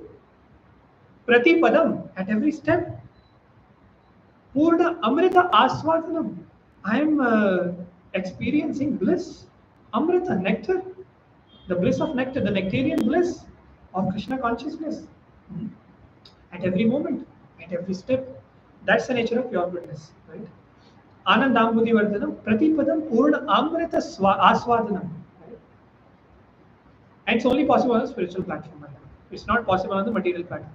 Don't quote this shloka on the material platform. Anandam Buddhi is actually Anandam Buddhi. First of all, Ananda is not there, bliss is not there. It's temporary pleasure. And instead of vardhanam, I don't know which is what's the Sanskrit word for going down or decreasing. Okay, it's okay. Let me not waste time in that. So actually, on the material platform, there will be no bliss. First of all, there will be no ananda. It's just a temporary small pleasure on the level of body, or maximum to maximum at the level of mind. Our intelligence will be nourished. Maybe sometimes that's also material. We'll get some spiritual stimulus. Sorry, intelligent stimulus to stimulate the intelligence. Or mind will be satisfied sometimes, or the body will be satisfied. Sometimes some pleasure will be getting. That's material, but it will be temporary. Never it will happen that it's increasing at every step. And experiencing all bliss by eating ice cream at every step. That taste is increasing and increasing after 10 minutes also, after 30 minutes also, after 1 hour also. It's not possible. After 5 minutes, the ice cream will melt and then it'll go away. And you will eat before that. So what's the question of 30 minutes? Right? It's not possible. So on the spiritual platform, this pure goodness acts. And it is nectar in the starting, in the middle and in the ending also. It will increase, keep on increasing. And it's only possible when we render devotional service to the Lord. When we render loving service to the Lord selflessly, without any selfish motives, then we'll be able to experience this. At least a fraction of it. Okay. And when we become servants of the Lord, in the mood of servant, not in the mood of master. Naturally, we are trying to become masters in this material world, right? And that's why we are suffering here. But when we become servants and try to be servants and selflessly serve for the pleasure of the Lord, naturally we feel happiness, spiritual happiness. Susukham kartum apyaya.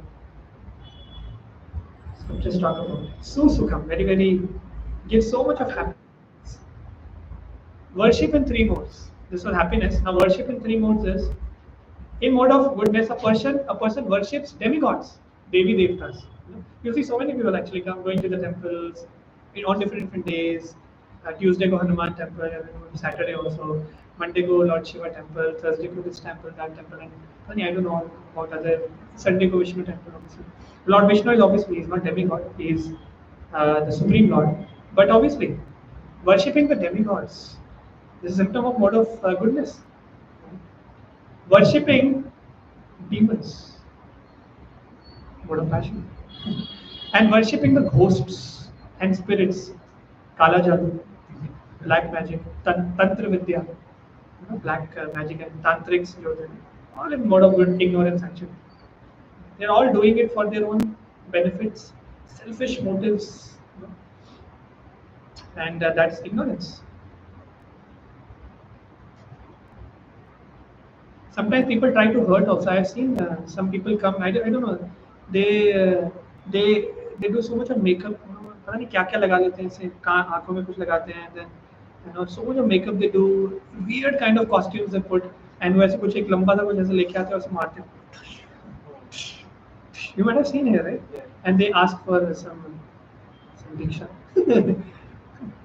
We should also take that and देना चाहिए. What are you doing in life? You do something tangible actually. You're not going to get anything actually. Not on the material platform, the spiritual platform. That's ignorance. Hurting one's own self. Actually, it comes in Bhagavad Gita that when we hurt our own body, hurt ourselves and hurt others, that's ignorance. That's simply a mode of ignorance. On the name of worshipping. That's my worship in mode of in these three modes. Worship in mode of pure goodness is uninterrupted, unmotivated service to the Lord. Very, very important two words. Uninterrupted. If I'm chanting, I should chant every day. Consistency. I should not break it. Uninterrupted. Otherwise, that's not a symptom of mode of pure goodness. I'll surely be affected by passion and I'll leave my chanting. Or ignorance, I'll feel lazy and I'll leave my chanting. So that will be a symptom of some other mode. Or mode of goodness. I'm so much satisfied. Should I chant or should I not chant? So that's like a sense of happiness is there. It's okay, let me not chant. That's goodness. And then a person will not be able to continue that service. uninterrupted and unmotivated. That's also important. Ahaituki apratihata. Yayatma suprasida. The person becomes situated in bliss if he actually comes to this platform. Obviously, very, very difficult, but obviously we have to aspire for this. And I want to become selfless, unmotivated. I don't want to have any motivation in serving the Lord. If I understand that my sambandha is, I'm a servant of the Lord, I'm a part and parcel of the Lord, Krishna says in Bhagavad Gita, Mamai Vamsho Jivaloke Jiva Bhuta Sanatana, that every living entity is my part and parcel. So what is the duty of the part to the whole? The duty of the part is to serve the whole. So if I understand that this is my relationship with the Lord, and I'm trying to become master and controller in this world, that's why I'm suffering. That's why I'm unhappy in this world. And little bit tinge also if I develop of this particular mood, that unmotivated, and I don't want to have any motivations. I want to selflessly serve. Out of the service, I don't want to get name and fame. People should recognize me. I sing very nicely. I give sessions very nicely. I talk very nicely. I wash the vessels very nicely. People should take my name. I should be glorified. Just unmotivated service without any tinge of name, fame, power, prestige, respect, any aspiration of this kind. Selfless. Whether I come in limelight, I don't come in limelight, no problem. Let me continue my service for the pleasure of the Lord. That's unmotivated service and uninterrupted. Obviously, a person in mode of pure goodness will be uninterrupted, consistent, and that's a human. That's the goal of human life, to develop this kind of service, attitude to the Lord, loving devotional service to the Lord, love of God. This verse comes in Srimad Bhagavatam, Savai Pumsam Paro Dharmo. What's the Paro Dharma? What's the highest dharma religion of a living entity, of humankind? Savai Pumsam Paro Dharmo.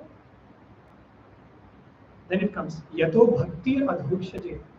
Bhakti towards Adhokshaja, towards the Supreme Lord. That's the goal of human life. And how that bhakti should be? Ahaituki pratihata yayatma suprasidati. The nature of that service will be uninterrupted and unmotivated. Ahaituki apratihata. Apratihata means there is no obstruction, uninterrupted. And ahaituki means unmotivated, selfless. And what happens? What is the result of this service? Yayatma suprasidati. That a person becomes so much happy, is always will be in bliss. So much happy. Situated in complete spiritual happiness. You don't get affected by temporary pleasures of this world. That's the nature of worship in mode of goodness. That's the nature of loving service to the Lord, devotional service. Food in three modes. We already talked about this in Prasadam session. How many attended session for Prasadam? So food in we'll quickly go over it. So which gives strength, health, happiness, satisfaction, and they are juicy, fatty, wholesome. They are pleasing to the heart. They are in mode of goodness. Food in passion is too much salt, too much salty, too much spicy, too much bitter. Everything is too much. It's too much. And then burning, मजा आता है उसको जलाने में अपने आप को. अंदर जब जाके जलता है ना, आज तो मजा आ गया. कल और जलाऊंगा. This is a symptom of passion. And they cause distress, disease. Naturally, the esophagus will be burned. And a person will not be able to digest also after some time. And one person is there, one devotee was there actually struggling due to his digestion. And one more devotee was there, he was struggling actually, that his esophagus was not working properly. So much acidity happens because of this. So it's a result of that. And then ignorance, the food in mode of ignorance, which is decomposed, tasteless, putrid. It remains for a long time uneaten, and then we take it, and then we find so much pleasure in that. The person in mode of ignorance will do that actually. That's mode of darkness that it is mentioned. But food in mode of pure goodness. Okay, you can answer. What kind of food is in mode of pure goodness? It is offered to the Lord, right? Or it's Krishna Prasad. So whenever Prasad, we talk about Prasad, Krishna Prasad, that is food in mode of pure goodness. And the symptom of or characteristics of Krishna Prasad is it's cooked by the devotees in the mode of loving service to the Lord, that I'm doing it for the pleasure of the Lord, offered by a devotee to the Lord. Because in Krishna, in Bhagavad Gita, Krishna says, Patra Pushpam Phalam Toyam Yome Bhaktya Prayachati Ashnami Prayatatmanah. That whenever someone offers me with love and devotion, these three things, these four things, I accept with love and devotion. So obviously a devotee will be able to do that. And served by a devotee. And becomes karma free, by the way. And it makes our conscience sublime. By the way, very, very important.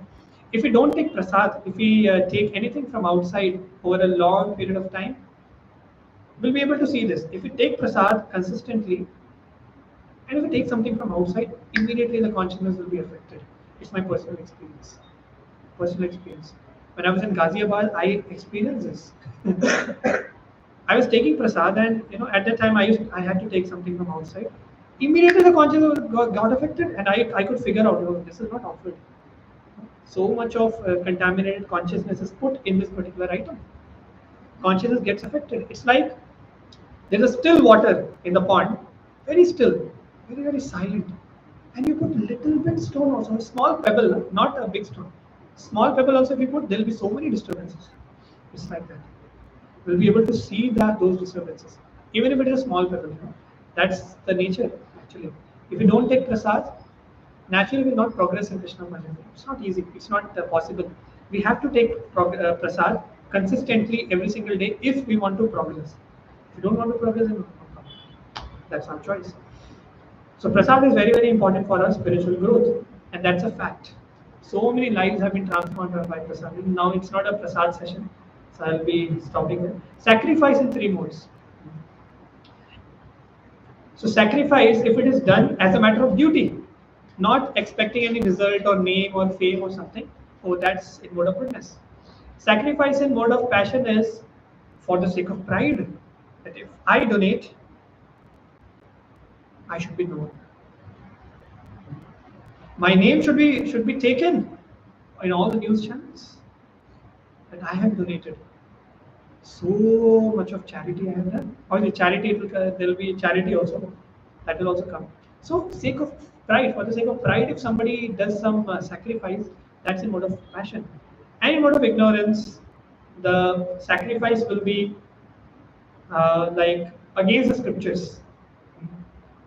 Against the scriptures, and then without chanting the Vedic hymns, and without faith on the scriptures of the Lord. That's sacrifice in mode of ignorance. And sacrifice in mode of pure goodness is chanting the holy names of the Lord. When we chant the holy names of the Lord while performing, that's the biggest sacrifice. Today we were reading in Namamrita in our face that the biggest sacrifice in Kali Yuga is chanting the holy names of the Lord. Hare Krishna, Krishna, Krishna Krishna, Hare Hare. Hare Ram, Ram Ram, Hare Hare. That's the Yuga Dharma. That's what is the Yuga Dharma for Kali Yuga. That's the easiest way to get self-realized, and every result will get from the whatever we used to get in the previous ages. With other processes, we will get that result by simply chanting and hearing the holy names of the Lord. Now, if you're not chanting, sorry, we cannot be self-realized. It's not possible. So the easiest process has been given to us, and that too, if you're not doing, then there's no hope. No hope. Austerity in three modes. If one performs austerity just for the sake of satisfying the Supreme Lord, oh, that's in goodness, with faith, according to scriptures. If one performs austerity out of pride, see, पूरे दिन fast रख सकता हूँ मैं, कोई नहीं रख सकता. Religion came and if somebody comes to give some prasad, थोड़ा सा ले लो, थोड़ा सा तो खा लो. ये पूरे दिन आप भूखे रहे हो आज. You don't know my power, don't know my strength. पूरे दिन मैं अभी और कर सकता हूँ, दिखाता हूँ, तो करके दिखाऊंगा. रात को 12 बजे खाऊंगा, 12 बजे मैं व्रत तोड़ूंगा.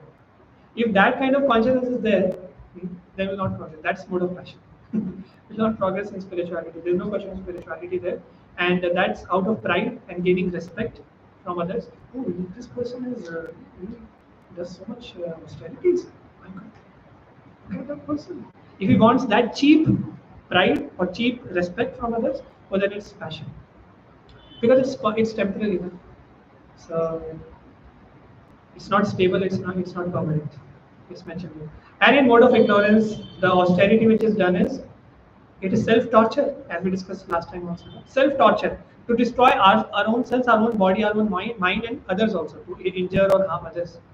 That's out of foolishness, and that's in mode of ignorance. And acting in austerity in pure goodness is fasting. Obviously, fasting is there, but in Ekadashi, right, for the pleasure of the Lord, not for again gaining respect. Again, it will fall into passion. For the pleasure of the Lord, I'm doing Ekadashi Vrata for the pleasure of the Lord. If this is a mode, then obviously that will be in mode of pure goodness. And fasting on festivals like Janmashtami, Ram Navami, etc. That is also there for the pleasure of the Lord. That's the foundation. Very, very dear to the Lord. And with the mood that to increase our devotional service. I want to become more stable in my devotional service. I want to chant more rounds. I want to increase my rounds. If Lord gets pleased, He will bless me. And surely I'll get the strength to increase my rounds. Charity in three modes. Charity done without the expectation of return, out of duty. That's in mode of goodness. Just as a matter of duty, without any expectation of return. In goodness. Charity in passion is again expectation of return. That if I do this, ATG का form मिल जाएगा. Receipt मिलेगा ना ATG की तो मेरा tax बचेगा. If I don't donate in the temple, tax will be saved under this section of income tax. The form 16. Form 16 है कौन सा मतलब? Form 16 नहीं कौन सा form है? Income tax form 16. ITR okay ITR होता है फॉर्म 16 कुछ और इनको ज़्यादा पता नहीं है. वो तो ज्वाइनिंग वो तो HR के सोच रहा था. ओके ITR में मतलब मैं अगर ये दिखाऊंगा कि मैंने इतना डोनेशन किया तो इनकम टैक्स मेरा बचेगा. So much of income tax will be saved. So that's okay. That's good. At least we are donating. But pure goodness means not expecting anything, any result or anything in return. So that's in passion, if you are expecting.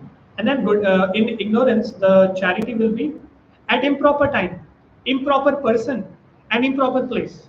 Can you give me one example? दारू पीने के लिए पैसा देंगे, colleagues को दारू पिलाने. My teammates were saying that we have to connect the charger, otherwise it's not. Charger will take that. So my teammates were saying, give me party. There was some reason. And naturally they'll go and they'll do meat eating and all those things. So I was like, no. I'll give you a party somewhere else, where there's no meat eating, there's no drinking and all. So at least that can be done. But this I will not do, surely. So you will also go into hell. I'll also go with you into hell. We'll do party there also. I don't want to do party there, nor here. So please leave me alone. That's the thing. That's in mode of ignorance. And the charity mode of pure goodness is we'll just finish in a few more minutes, few more slides. So charity mode of pure goodness or Krishna conscious activities is to give for the mission, to propagate the mission of Krishna consciousness, for the mission of the Lord, for the temples. And now we are there's one more ISKCON temple is coming. ISKCON Whitefield. There's so many verses in the scriptures that when we donate or when we give our wealth, hard-earned money, to build a temple of the Lord builds a palace for us in the spiritual world. So many Puranas are actually talking about this. So many verses. I've personally seen. There was a lecture by this and shocking actually. It was so amazing. Not shocking, amazing. That so many verses are there. So much benefit we get obviously, but we should not expect benefit. But that's unexpected return. Even if we don't want, we'll get it. That's the glory of Krishna consciousness, charity in Krishna consciousness, pure goodness, right? Okay. To put forward the mission, to push the mission forward, right? See, anyway, this mission is going to be there next 10,000 years. We can become instruments, right? Instead of putting our hard-earned money in stocks, right? and then every day checking the stock prices, and then market is going up and down and getting into anxiety. Obviously, we should do, we should save, we should do all those things intelligently for the future, but with a goal to act in Krishna consciousness, with a goal to retire early. See, there is no question of working till last breath, no question. And we are fortunate that we have come to Krishna consciousness in our youth time, right? So it's very, very important to plan for the future. Plan for the future, that how can we retire early if we are getting married. If somebody is going to brahmachari ashram, that's okay, that's good. But if somebody is getting married, obviously many of us will get married. So if you're getting into grihast ashram, so we have to plan in such a way that financially that we have to retire early, and we have to render full-time devotional service. If we don't do that, then what's the, we are not achieving the goal of life. Then we are working, we are slogging day and night till the end of our life. And what's the point? So full-time devotional service, everyone has to do. Everybody. Whether it's a married person or a brahmachari, a vanidasi, a sannyasi, doesn't matter. Doesn't matter which ashram one belongs to, doesn't matter which varna does one belongs to. Everybody has to do full-time service at some point of time or the later, or now or later. But one has to do it. One has to plan for it. And aligning all the activities in Krishna consciousness. Now finally, what results we achieve? In mode of goodness, a person becomes pure. Out of acting in mode of goodness. In passion, it results into misery. He'll become more miserable. He'll become disturbed, frustrated if he's acting in mode of passion. And these are symptoms, we can find out actually. We can see who's frustrated. Mode of passion, surely. Something will be going on. That's why he's frustrated in mode of passion. If a person is peaceful and pure, living a pure life, peaceful life, happy life, is in mode of goodness. And if foolishness results, madness results, so that's in mode of ignorance. That's the result of mode of. These are results we're talking about. Another verse. See, all these are from Bhagavad Gita. From mode of goodness, real knowledge develops. Right? From mode of passion, greed develops. I want more. I'm not satisfied. Whatever I have, I want more. From mode of ignorance, foolishness, madness, and illusion develops. Right? Another result. From mode of goodness, a person in mode of goodness, they go to higher, they take birth in higher planetary systems, heavenly planets, Swarga Lokas, in the next birth. They get the opportunity. Those who are in mode of passion, they live in the middle planetary systems in the universe. On this particular planet Earth, or some other planets in the middle planetary systems, earthly planes. There are three, planetary categorization of planetary systems: upper, middle, and lower. And then a person in mode of ignorance, they will surely go to hellish planets. Surely, वहाँ पे अच्छे से तला जाएगा. Fifth canto में there's a description of hellish planets. Somebody is doing illicit sex and meat eating and so many gambling and so many things. What kind of punishment will be given? It's given in scriptures, in Srimad Bhagavatam especially. Very, very horrifying. And mode of pure goodness. What is the result? The result will be we'll go back to Godhead. This is the result. We'll actually get out of these three modes. We'll cut the cycle of birth and death. From so many lifetimes we are taking, bird body, animal body, insect body, corona body, this body, that body. So many bodies. Actually, we are taking. These are the souls taking different bodies in different lives. The soul, same soul, is actually getting out of the one body when he's dying. The body is dying and entering into another body. Second chapter of Bhagavad Gita, verse number 13. So many lives. Cycle of birth and death. We are stuck badly in our cycle of karma, the law of karma. But we can actually go back to what is spiritual world when we act in mode of pure goodness, and that's the result of pure goodness. Bhakti. Finally, is the last part of this presentation. How to get free from the three modes. Now, do you have this question or not? I know it's legs are paining, but still. Do you have this question that I want to get out of these three modes now? How to get out of three modes and go to pure goodness? We have seen the results. We have seen different activities in the three modes and pure goodness also. Charity, happiness, austerity, food, and all those things in pure goodness and other three modes. So after analyzing this, I am aspiring for pure goodness. So how to get into that? and how to actually get free from the three material modes and get into pure goodness. So the only answer which Bhagavad Gita gives, only way is intense bhakti. Let's recite the shloka, we'll end today. Mam chayo vicharena Mamayo Vicharena vyabhicharena bhakti yogena sevate Bhakti Yogena Sevate sagunan samatityaita Sargunan Samadhiyeta brahma bhuyaya kalpate. Brahma Bhuyaya Kalpate. So here Krishna is telling to Arjuna that, oh Arjuna, one who engages in full devotional service, not devotional service, full devotional service, avyabhicharena bhakti yogena. See, now Krishna is telling bhakti yogena. And what kind of bhakti yoga? Intense. Avyabhicharena. One round chanting will, will not do much. Well, in the beginning we can chant 1 round, 2 rounds. We have to increase. We have to increase our intensity.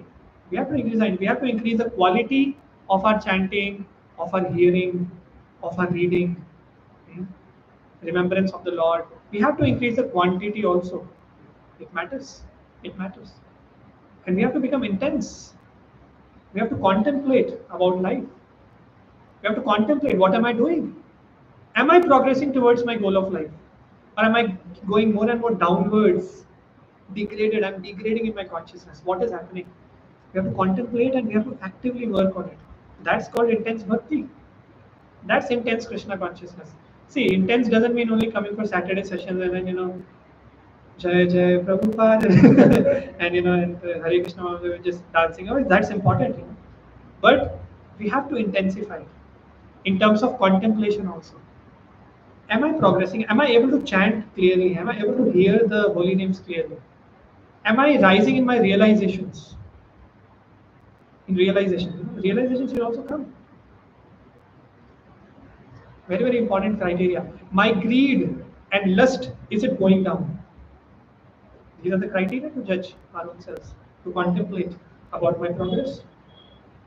And then we'll come to know whether we are practicing, whether we are progressing or not progressing, or stuck or stagnant.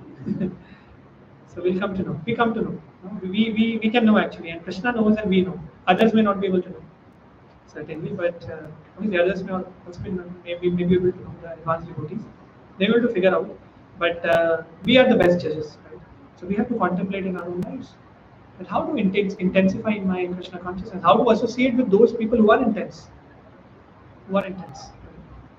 That aspiration should be there. Otherwise we'll continue with our whatever work we are doing, whatever we will get married and then we'll have kids and then some parties will do and so many things will happen and then we'll die finally. And then at the time of death, we'll get these questions. We'll get the guilt that I had this opportunity and so many doubts will come at the time of death.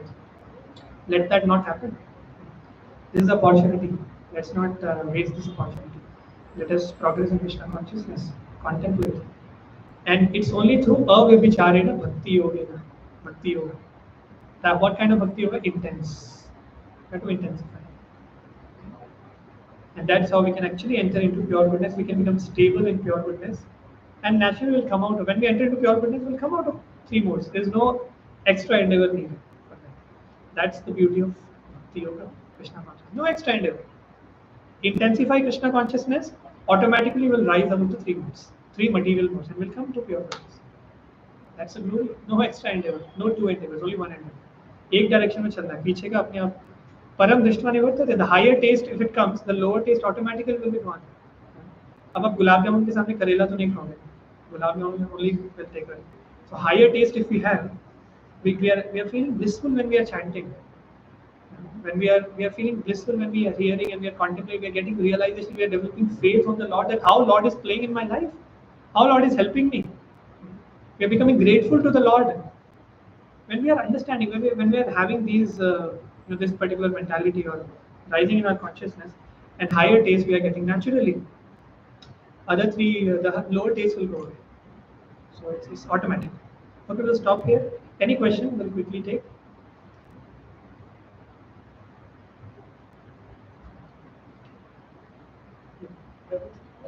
Raghunath, we can give mic. Oh, mic is there. Okay. You can keep pressing for a long time.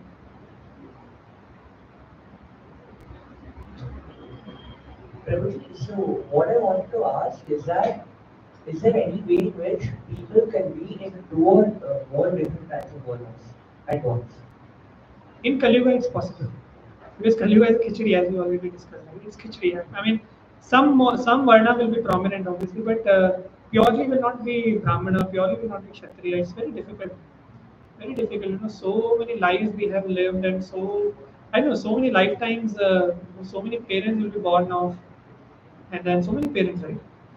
कितने कितने parents रहे होंगे हमारे and कैसे हम born हो गया I don't know it's very difficult to जज एक्चुअली एंड वेदर गर्भधाम संस्कार was done or not actually looking at our condition, right, it shows that Garbhadam Sagar was not done. Very, very pathetic situation. Right? Out of accident, we are born. The consciousness depends, the parents' consciousness depends.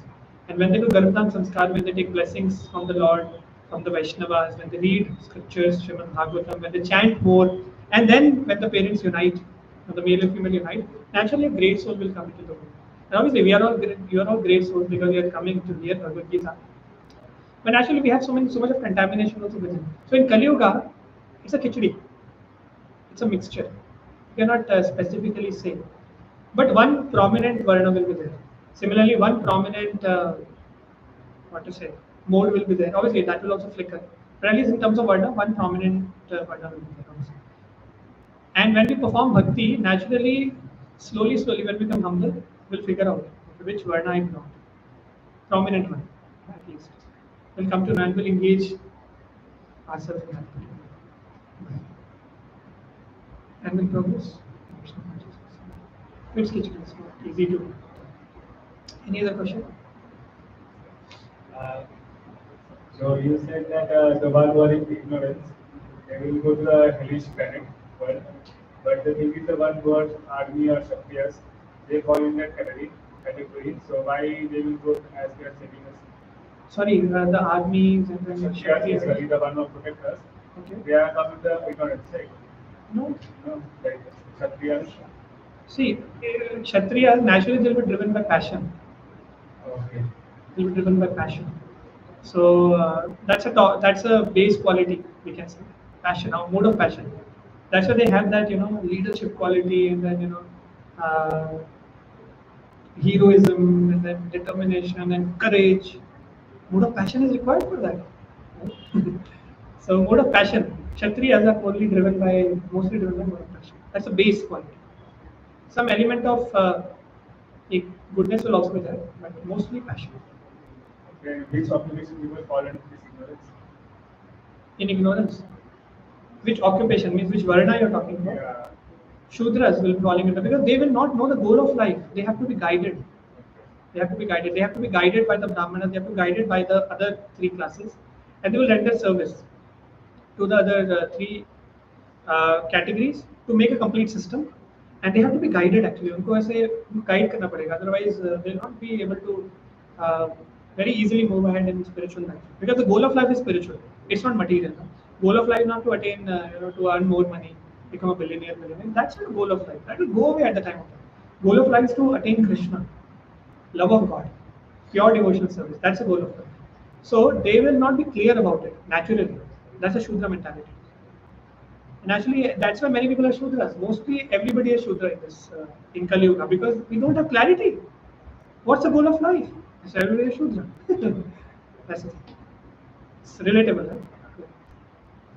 So ignorance is mostly they are related to that. Okay, any other last question? And we'll end.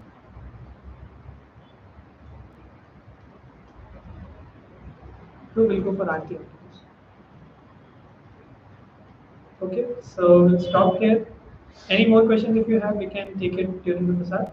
So we'll go for Aarti now. Before Aarti, let me make a few announcements. So quick, just 1-2 minutes. So we'll be having a spiritual retreat on 23rd of February, the coming Sunday. Next to next Sunday. Means the next, not tomorrow, next. 23rd of February. So Sunday. It's a weekend. So naturally everybody will be having holiday, right? So, but It is only for those who have not attended Srirangapatna spiritual retreat. How many of you have attended Srirangapatna spiritual retreat? Okay, 4 of you. So others who have not attended, it's for them. Okay, who have attended, sorry, we'll be having more retreats also, but this is for only those who have not attended Srirangapatna Yatra. So please take this opportunity. It's only one day, and it'll be very very nice, power packed, spiritual retreats. The spiritual retreat, right? And Kartiki Puja will also be there, and so many activities will be there, sessions, prasadam, dancing fields, and so many activities. So it'll be very, very blissful and very, very inspiring and full of realizations if we are attentive, if we are eager. So please don't miss this opportunity. I want more and more participation on Panathur also. By the way, from HBR Layout Temple, participants are joining. From Festival of Enlightenment, from ACS Layout, from Marathali, everywhere, all the other centers, people are joining. So from Panathur also, let's participate in more and more number. Let's not miss this opportunity. Okay? One day, that's also Sunday. So let's take this opportunity. Another announcement is uh, level 3 is coming soon. So we'll be transitioning from level 2 to level 3. And the criteria for level 3 is minimum chanting of 6 rounds every single day. How many of you chanting 6 rounds every single day? Every single day. But at least sometimes 6 rounds? Oh, two hands. You are not raising. Okay. So 3 hands. Please come to 6 rounds. At least try your best. You know. Very, very important. See, quantity matters. I was talking to some other people also. Quantity matters. If we don't chant, we'll not be able to progress, surely. Because chanting is a fundamental. It's the see, Yoga Dharma is congregational chanting of the holy names. That's the foundation of spiritual practice. See, after some time we keep on hearing philosophy, but realizations will not come if you don't chant. If you chant, then Krishna will give realizations, and clarity will emerge, and naturally we'll have so many realizations, and we'll progress in spiritual. So chanting is the foundation. Please increase your rounds also, okay? So next time also I'll ask. Kartiki Puja will ask. So please increase and 6 rounds is the minimum criteria. Only those who have joined later, like for example, I see some people who have joined later, not from the very first session. Those who are attending from the level 1, they are expected to increase. They are expected to increase. This is a duty. We are expected to increase. If at all you want to progress, otherwise it's your choice. So, but level 3 criteria is fixed, 6 rounds minimum. Okay. And final announcement is spiritual retreat level 3. The one more was there. Forward.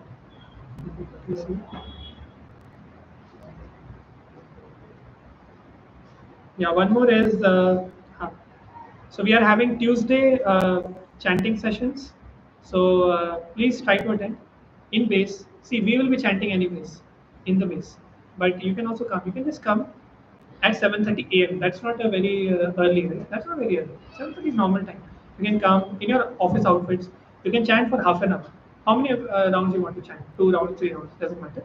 8 o'clock sharp will have prasad in the base. You can go to office. It's a very great opportunity. See, we are having these initiatives to for facilitating chanting in the association, reading in the association, but we have to take advantage of it. If we don't take advantage, then will not progress. That's the only thing. And finally, the Thursday reading sessions at 7:30 p.m. So please take advantage of that also. So again, 7:30 p.m. That's p.m. Read chanting on Tuesday was a.m. Thursday is reading. Actually, we'll be. I think we'll be changing it to Wednesday mostly. We'll announce. So or Thursday. We'll see. Okay. So 7:30 p.m. But timing will remain same. Again, Prasad will be there after right 8 o'clock after the reading. Okay. So please take advantage of it. We want to see more and more numbers, and let everybody progress in spiritual life. Material life, anyways, is temporary and will perish after some time. That's important. Duties are important, but spiritual life is the goal. So we don't forget the goal for the sake of some temporary material activities. Okay, Hare Krishna. So we'll stop here. We'll go for Aarti.